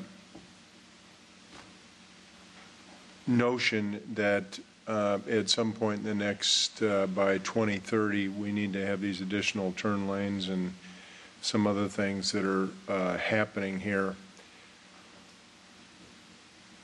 I'm trying to, in my own mind, figure out where this traffic's coming from and where it's going. So I'm thinking maybe it's coming from downtown someplace and it's coming out Grand, and then it needs to get out to the expanded opportunities for residential in the southwest part of town, and so they take 63rd. Did we do an origination? I mean, that's on the MPO model, sort of that broad-based origination destination type of study as far as where the traffic's generated. Most of the traffic counts, they're measuring the traffic right there and looking at over historical periods. So maybe Gary can answer that sort of a technical modeling question. Well, am I missing something? Are we talking about the need for these extra turn lanes moving down the road? Is that right? There's a need now, but the need is substantially greater in the future with the anticipated higher traffic volumes. The traffic movements there now, really, if you look at the geography around the area for north-south streets, because of the Des Moines River, the Raccoon River, there aren't any other streets there that have bridges that cross that river from Fleur Drive out to 63rd Street. So, and then there's no other ones until you get to Interstate 35. So it's a very key north-south corridor. And if you look east-west, there's no corridors that run on straight through. Park Avenue goes to 63rd but doesn't go beyond. So it's the movements from Des Moines citizens going to other parts of the metropolitan area, citizens in West Des Moines and other places getting into Des Moines. That's the place, that's kind of the nexus where they all have to cross. Yeah. Right. Most important. One lane going west. As far as specific movements, it just handles quite a number of the movements for the whole area, because there's only, unless you're on Interstate 35, that's about the only east-west street that goes through too. So I haven't heard any discussion, because I'm looking at all this turning movement here and wondering where these folks are coming from. I would suggest to you that I'm thinking maybe some of these people, if we get to completion in 30 years of the Southwest Connector, of which we heard earlier this evening, the triathlon is going to use part of that, that they're going to use that probably when that opens up, and will actually lessen the traffic, especially to make that kind of motion. And that maybe we need more throughput going on west on Grand rather than making that movement. I'm just saying, again, like Mr. Coleman, it's above my pay grade, but I just logically am trying to think of all the different accesses that we're talking about, the southeast connector, the southwest connector, and knowing that our friends in the suburbs are pushing that southwest connector pretty hard to get people out to exactly where I think you're talking about sending them. Well, I can just respond to that, that the 2035 traffic volumes are based around on the MPO's traffic modeling, and I believe their Which model is for best that. on everybody's wildest guess about how they're going to expand, and we're going to have 3 million people in this area. No, it wasn't based on quite that high, but it's based on the adopted future land use that would exist for the area, and takes into account that the southwest diagonal would be in place at that time. Okay, Christine. Let me see if I can kind of bring this to so that we can move forward with some action. By the way, you've got a motion to receive and file The papers, that petition. All in yeah, favor, I did. say aye. Aye. Opposed, same. Thank you. Okay, going back to the suggestion that Chris made, because this is a new suggestion, I have not heard this, and I'm sensing that we've not really explored that. Is that a fair statement? We have not designed, gone ahead and procured design services to try to design the bridge for what, this alternate, build it with the anticipation of retrofitting the bridge in the future. I mean, it would be more costly. It would probably require an amendment to the CIP budget this fall when council goes through it, because we're going to be putting steel in that we won't be using. But that's something it's obviously, anything is possible with enough time and money. I mean, we could move the railroad, we could move 63rd over 200 or 300 feet, but that's something that's within the realm of reasonable possibility, because we're talking, an additional, maybe $10,000 or $15,000 of design fees, and maybe an additional $100,000, $150,000 construction costs. Just that's really rough, because I just came up with I guess what I would like to see us do, and what my motion would be, is based upon your brilliant suggestion, Chris. Thank you. Well, I know that this is a big issue, and I understand the significance of it. I don't disagree. I think the staff has done a great job, and I'm very appreciative of all the effort that we've gone through. But because of the significance of the bridge, I think that we owe it to everybody just to explore that option, because I think that it is, I know it's not what everybody wants to hear right now, but if we could do it in a quick time frame so that we could look at, is there a way that we could phase it in, understanding that the construction then would allow that to happen in 2030 or whatever that time period is. I don't disagree with the safety issues and everything else, and I know to Bill Brown back there, the issue with the gate, and I had discussions, I think, with staff on that. That's very costly. We'd have to absorb the cost of moving that, and that's a gate that really provides protection to the city of West Des Moines, not to Des Moines. So I think that would be very difficult for us to justify absorbing that cost. But if there's another way that we can get around that, I think that we should take the couple of weeks to look at it, if possible, 4 weeks tops. I mean, I know that we're on a really tight schedule, and trust me, I'd rather have this done than not done. If council preferred to keep it on schedule, if council could say approve a configuration with one turn lane, sidewalks on both sides, and essentially direct the city manager and the staff to proceed ahead with that, and say it's within some reasonable cost. I mean, we won't have the cost, but we could bring that back, but we would probably need to go ahead and go in that direction, and then, as long as it's, say, with under is that $200,000 additional cost, if you just put a cap on it, and if we could make it happen within that, we would go ahead and proceed with it. If we couldn't, we'd come back to you. Okay. That's fine. You're okay with that? Okay. Is that your motion? So that would be my motion.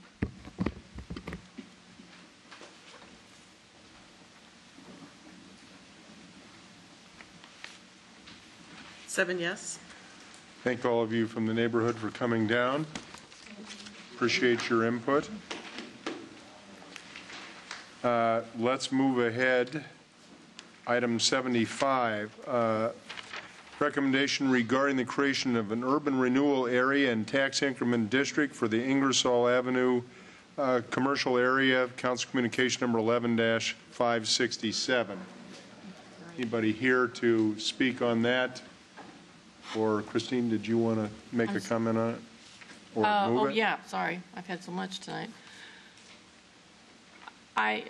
City staff has worked closely with Ted Irvine. They've worked with Downtown Community Alliance Group, and everybody's on the same page. So I'm real excited that we're able to move this forward, and appreciate everybody's support in allowing it to happen. I think we've got some real energy going and want to keep it going. So I will move. Mr. Mayor, Councilor, just so Council's clear, what's before you is a policy recommendation to proceed with the TIF designation for Ingersoll. I think they're looking at actually a broad area. It may or may not include Grand Avenue. It's not connected to downtown, but it does a lot of other good things, and we're looking for some direction from Council as to that approach. As Mrs. Hensley just said, if you approve this evening, then that allows us really to get into the detail and bring back to you a more formal action at a later date. So this is the beginning of the process? This is the beginning of the process, okay. Mr. Mayor. Thank you. And they threw a great party Saturday night. Congratulations to everybody involved in that. Yep. It was very fun. 7 yes. All right. Item 76, authorizing submittal of a fiscal year 2012 State of Iowa Certified Local Government CLG grant application for an intensive level historical architectural survey and potential nomination in the National Register of Historic Places to create a new National Historic District in the River Bend neighborhood. Council Communication number 11-584. Anyone here to speak on this issue? I will move this item. The River Bend president wasn't able to be here tonight, but basically they're just asking for a letter from the city supporting their grant application. I think this is great for the neighborhood, and I think it has consensus in the neighborhood and that's building. So. Yeah.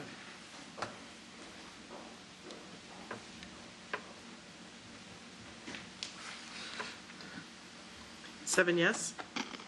Item 77, a license agreement to allow the developers access to the Des Moines building. Council Communication number 11-585. Anybody here to speak on that? Obviously, the developers need access to the building. Right. Seeing nobody, I'd move 77. Hopefully, they can get in right away and get something going. 7 yes. 78, approving the revised assessment policy for new sidewalk construction. Council Communication number 11-552. Under that, A is the authorization to proceed with a high-priority sidewalk project on East Park Avenue from Southeast 14th Street to Southeast 18th Court.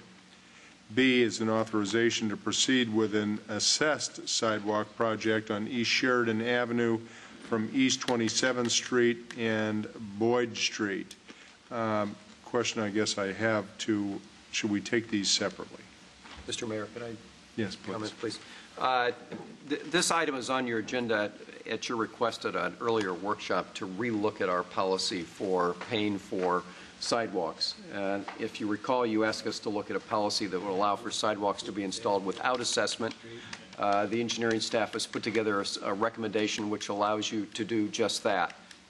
Essentially, we've established, or would, if this policy is approved this evening, a policy that, or criteria rather, that allows you to identify what a high priority sidewalk is.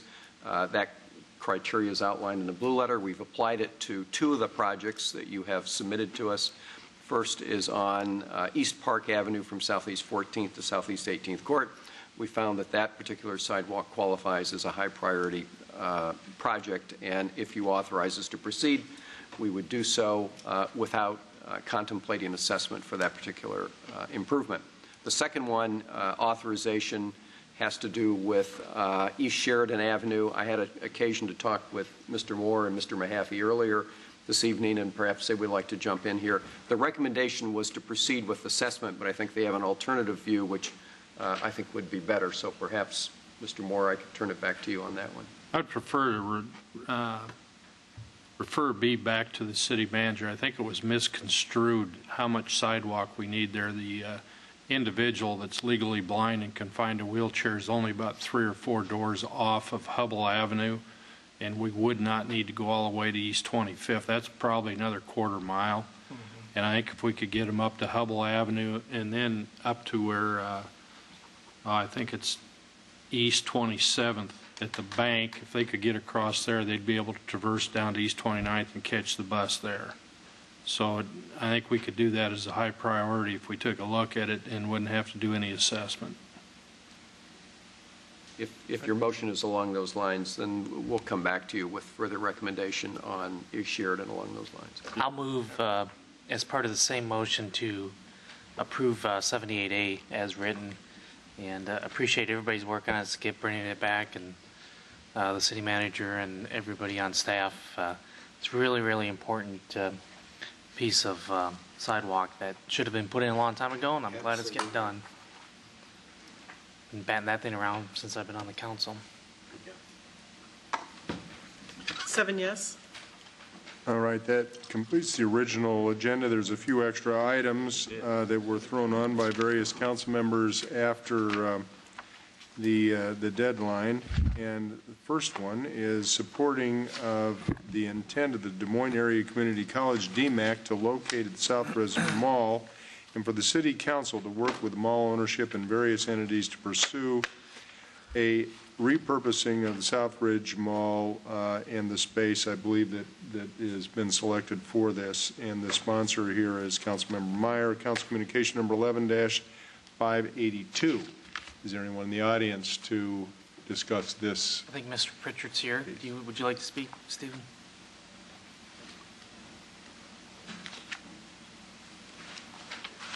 Mr. Mayor, members of the council, first of all, my name is Stephen Paul Pritchard, 111 East Army Post Road, Des Moines, Iowa, 50315.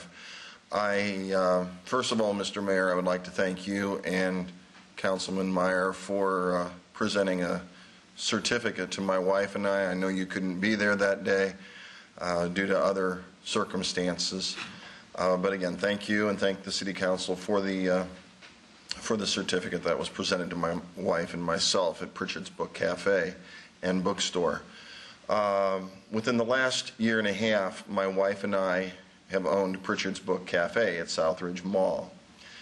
Within the last 15 days, we went from having 1,000 square feet to having 7,000 square feet. And now we are to the best of my knowledge, we are the only new bookstore, meaning we carry new books, within a mall within the city limits of Des Moines or Urbandale. I am highly in favor of relocating Des Moines Area Community College to Southridge Mall. It benefits the city and it benefits Des Moines Area Community College. Southridge Mall has 3 buses, so therefore it would also benefit DART, where in most of the other Des Moines Area Community College locations there's only 1 bus, and then they still have to walk quite a ways. I can say this much about Southridge Mall. Southridge, the Mace Ridge Corporation and Southridge Mall both, along with the members that work there, the manager, Pat Beckerdite and Teresa Holland, they have been absolutely supportive of my wife and I and our endeavors in making a bookstore there at Southridge. So I hope that you highly consider moving Des Moines Area Community College to Southridge Mall. It would help the South Side, it would help the mall, and it would help Des Moines Area Community College. And again, the Des Moines Metro, it would definitely increase the volume for that. Whether it goes into JCPenney's, the former JCPenney's, or whatever. I do have a request that we could even look at a future date. I do not know if they would have books within their Des Moines Area Community College if it did pass. But Michelle and I have spoke just as late as this afternoon. We would like to have our store as a second source, just down the hall from where the community college theoretically would go, to be able to order books. We would like to be the secondary sole place to order Des Moines Area Community College books at Southridge. So again, I hope that Mr. Mayor, City Council members, ma'am, I hope you highly consider this. It would give the South Side a shot in the arm. Thank you. Have a good day. Question for you. Have you had discussions with DMAC about being the second sole source? I have not. Okay. I have not, ma'am. Okay. I'm not sure who to talk to. I did call the Success Center on, I believe it's Porter, and all they said is, I cannot confirm or deny if we are moving or not moving at this time. So I understand that. I do. You'll need to, Stephen, you'll need to engage, I would just shoot Rob Denson an email or work with staff here. They can get you in contact with it. It's not really in our wheelhouse, but that's a negotiation with the Des Moines Area Community College on that. We also, thank you, sir. We're also having our book, the Iowa Great Iowa Author Event. It's been at another mall the last several years. This year, Southridge is having it. It's the Great Iowa Author Event. It's November 12th. We're going to have 40 to 100 Iowa authors that will be there. And it'll be the same day as a craft show and a flea market. So we're doing what we can to support our mall. I kind of wish the theater was still attached, though. Thank you. I would certainly hope this goes over well, and I'm sure if you can get a lot more ridership, DART would reconsider more buses out there. Yeah. Yeah. And I just want to make a brief statement about this, if I could. And what Stephen forgot to tell you is he has the best coffee in town at his coffee shop and bookstore. I've been there. It's great coffee. But what I have to tell you is that this is the sort of thing, this is the small business entrepreneur that you're going to see pop up in Southridge Mall. Hopefully with adding these little, shots in the arm, these boosts that Des Moines Area Community College and maybe other public investments would make, you'll see these entrepreneurs pop up. You'll see them expand their businesses, and with more foot traffic, with more people coming in and out for various reasons, that gives us hope that we can keep the anchors that we have, but create this environment of small business entrepreneur that Stephen and others have down there. So obviously this has been around the media the last couple of days. It's very much a real possibility, but we wanted to convey the DMAC and to Macerich Corp our commitment to them, that we will do everything possible to make things a smooth transition, as well as make it a friendly environment down in that area.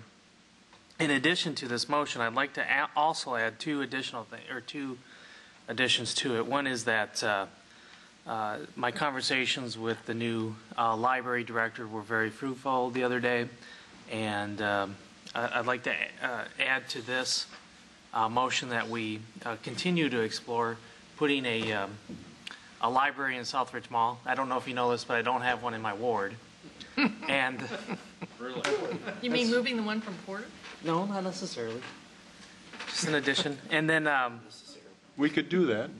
in addition, I'd like to create with, and I'll certainly be involved in this, but I'd like to get staff's help on creating a citizens advisory committee to explore things like Pritchard's Cafe, coming in, and maybe a small group of interested parties that would work with Macerich and DMAC to find the best fits for them and create sort of a comprehensive plan. So two additions to it is to explore the library and explore the citizens committee that could help facilitate negotiations with others.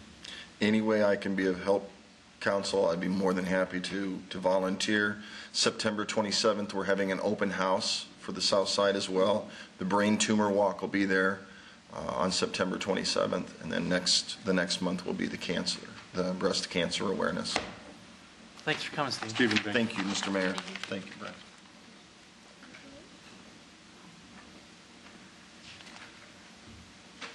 Bob. 7 yes. All right, item 2 is approving preliminary terms of sale of property in the southeast agribusiness urban renewal area to Helena Industries, Inc., co-sponsor as Councilmember Meyer, Council Communication number 11-570. Mr. Meyer, do you want to?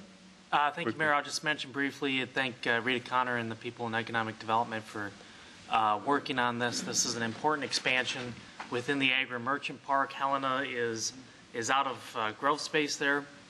They needed our help on getting some city property, and I think this is an excellent expansion and hopefully a sign of things to come in the Agri-Merchant Park. So with that, I'll move extra item 2. Anybody here to speak on this item? Seeing none, item's been moved. 7 yes.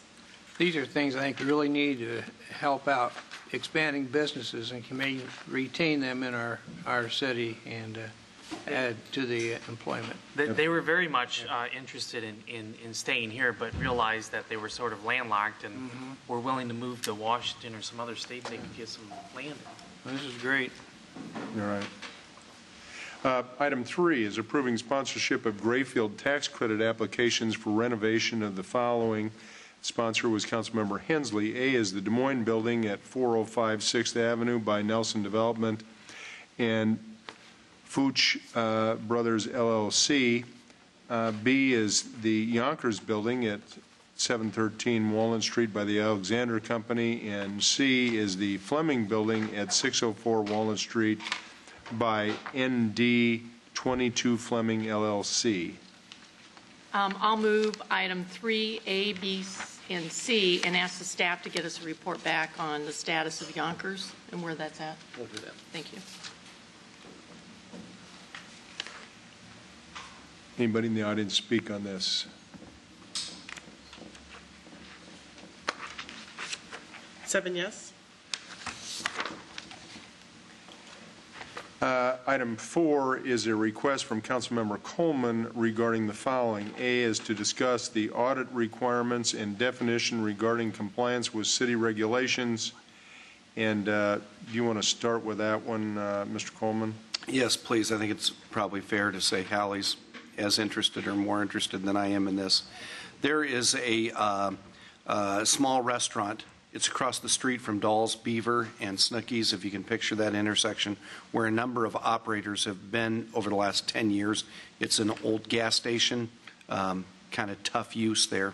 There's a very energetic and hospitable young woman that is operating a restaurant there now called Players, and people in the neighborhood like it, and she's working hard. She is open all the time. She's there every second. She's it. And, she's doing the dishes. She's serving a drink. She's taking the orders, running to the grill. It's a nice place, and she has a real following in the neighborhood, and people are very supportive. She's one of the couple of businesses that sponsored the Beaverdale National Night Out. Put a dunk tank in her parking lot and opened it up for the neighborhood. And I think people appreciate that we finally have a really good business in this building that's been really hard to fill and to contribute to the neighborhood. Long story short, there was one complaint about the business. It caused our zoning officials to do exactly what we want them to do, which is, to investigate and look. I think all of us have tried to draw a hard line on businesses that are posing as a restaurant or a mart, when in fact really they're just a liquor establishment. I don't believe that she is, and I don't believe, in fact, I've seen a lot of receipts myself, and she submitted a compilation of her finances to the city that I think show that she's under 50%. The problem is it's not a third-party audit. Well, Channel 13 did a story last week. It's created quite a buzz in the neighborhood, and one of the hard answers that I've had is exactly what qualifies as a third-party audit and what must she do to prove that that's there. Her accountant has said, if you want me to move forward, it's $6,000. That seems really unreasonable for a business that probably hasn't had $100,000 worth of revenue her first year, maybe far from that. And I'd like for the city manager's office to work with the right people in City Hall to make sure we give her exactly the right information of what we need out of her. I think a $6,000 bill for a local operator based on one complaint, when by and large the feeling in the neighborhood that she's been a very positive asset to the neighborhood, is really exorbitant. I know we need to have these tools in place to be able to crack down on bad operators, and I don't want to do away with those. I'm not asking us to change policy, but I do hope that we can find our way for a real small business that isn't, she showed me, I don't think she bought $10,000 worth of liquor last year, and you divide that over being open 7 days a week, 365 days so far. She's not selling a lot. And I just want to make sure that we allow her to operate if she's meeting our code. And so I'd like to refer that to you. Halley probably has comments too. I agree with Chris's sentiment. To be honest, I was a little disappointed with the news report. I thought it was very biased and slanted and didn't portray the issues. I have received more than one complaint, but the issue remains the same. The goal of the ordinance isn't to run good businesses that the neighborhood appreciates, out of business. And of those several complaints I've had 10 times more supportive of this establishment in the last week since the news report came out. So I think there is neighborhood consensus that this is a good business. It's not similar to some of the liquor stores claiming to be grocery stores and otherwise. So I agree with Chris. I think if there's a way, maybe we can tweak the ordinance to make it fit a little better than a overarching policy that doesn't quite work. I don't know what the legal implications are, but I agree with your recommendation to send it back to the city manager to at least take a look at and review. Mr. Manager, could you comment on it? Mr. Mayor, council members, I've had a chance to talk to Mr. Coleman. Mr. Greiss, the mayor, had emailed me over the weekend. I think others commented as well. And this afternoon, I met with Larry Hulse and Phil Delafield and Jeff Lester, and they're all kind of working on ways that we can approach it just along the lines of what Mr. Coleman has outlined here. I think we can do that within the confines of ordinance. I don't think it'll take a tweak to the ordinance. I see Jeff nodding. And with this direction, which is very, very helpful to us, you've given us a sense of what your interest is. I think we can get there administratively without actually going back and amending the code, and that's what we intend to do. But your discussion here, bringing it up, I very much appreciate. It gives us a sense of the direction of where we need to go, and I think we can get there. She has a very loyal following. We understand that. But didn't we just tweak that so it had to have 60% non-liquor sales, and we're waiting for a report to come back on East 14th Street? Mr. Mahaffey, it's my understanding the issue is not with the requirement per se in terms of the percentage. It's more with the cost of the audit and trying to find ways that we can manage that cost, that she can adhere to the ordinance but not have that cost burden of the audit. So that's what we're looking at. Okay. So the recommendation here is to forward it to the city manager, please, and attorney to just define the process. I think just if you can just direct us to proceed along the lines of what you've talked about here. It's not really, we'll be happy to give you a status, but it doesn't come back to your table. Well, and move this specific situation forward. Yes. I was just saying to Chris, you might be able to look at Drake business program with their accounting, the accounting club, Beta Alpha Psi, something, be a great independent third-party project for somebody like that. I mean, there'd be some limitations, but there would be some ability there. 7 yes.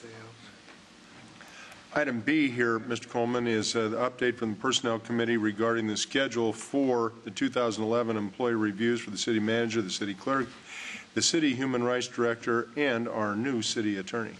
Yeah, just real quick, I think we could proceed without making this public announcement, but I like to make sure that we're really transparent and include people. It's my intention that either at the middle meeting of September, the last meeting in September, depending on the feedback we get from everybody, that we return with a recommendation for compensation changes for 2011. I tell you that for a couple of reasons. Number one, over the last year, we've gotten off track because we agreed that we were going to freeze our employee salaries some time ago. I will tell you that our staff that have been here for a couple of years, Diane and Rick, are operating with the same exact salary that they received in January of 2008. We've been able to do a couple of things to their benefits and a little vacation, but their base salary and what counts towards retirement is the same, and we're getting to a 4-year period. The city's personnel committee, Councilmember Mahaffey, Hensley, and I met with Mayor County as well, and Rick Clark, and we're kind of at this little nexus of a couple of important things. Rick's first 5 years has, come to a close this calendar year. We talked about goals for, he and the organization that he would kind of shepherd, and I think it's an impressive list. I'm going to send it to each of you as kind of what his motivation is for continuing to try and make positive impact on the city.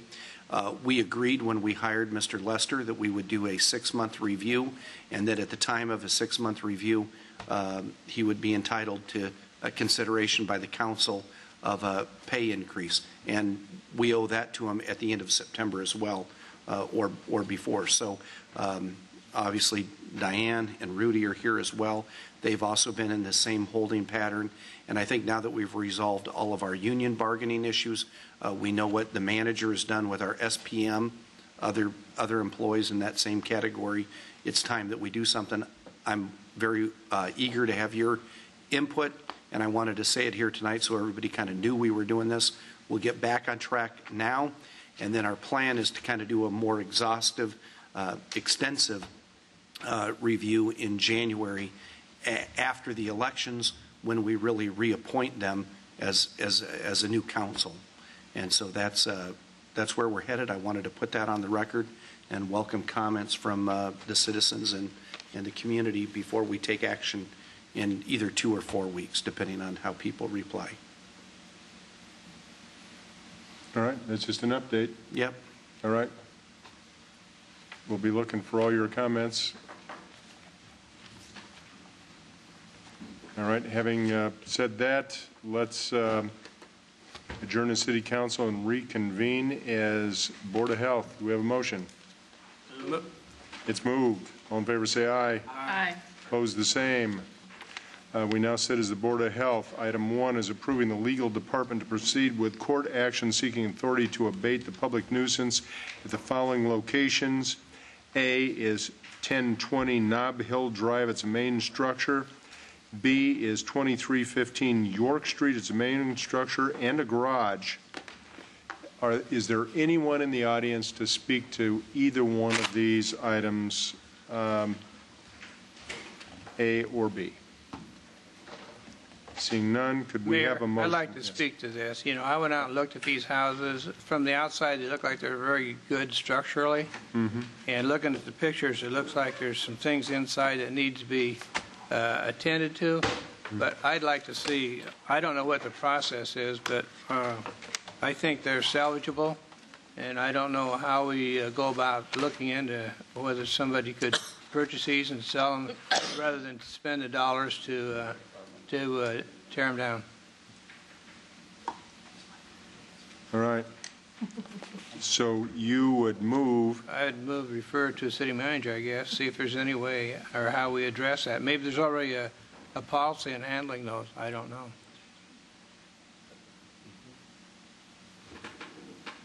Mr. Mahaffey, council members, I would, given that, I would simply refer it back to me, and I'll work with Phil Delafield and staff. We'll come back to you the next meeting with a recommendation. Okay. Mayor, I'd like to add to that.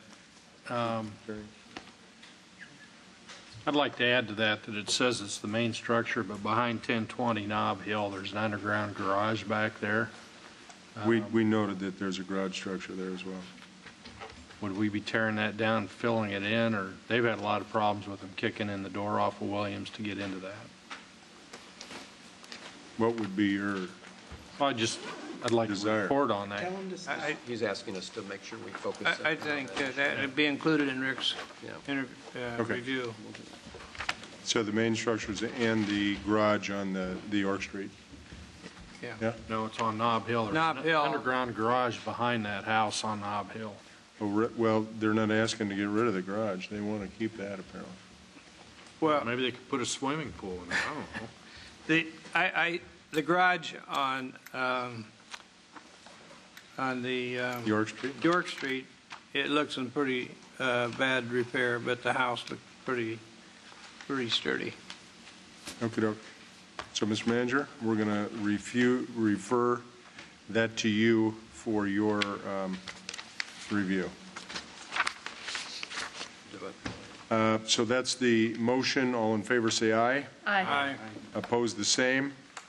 That item passes. If we could have a final motion to adjourn, we will conclude this evening's events. All in favor say aye. Aye. Opposed, the same. Thank you all for attending.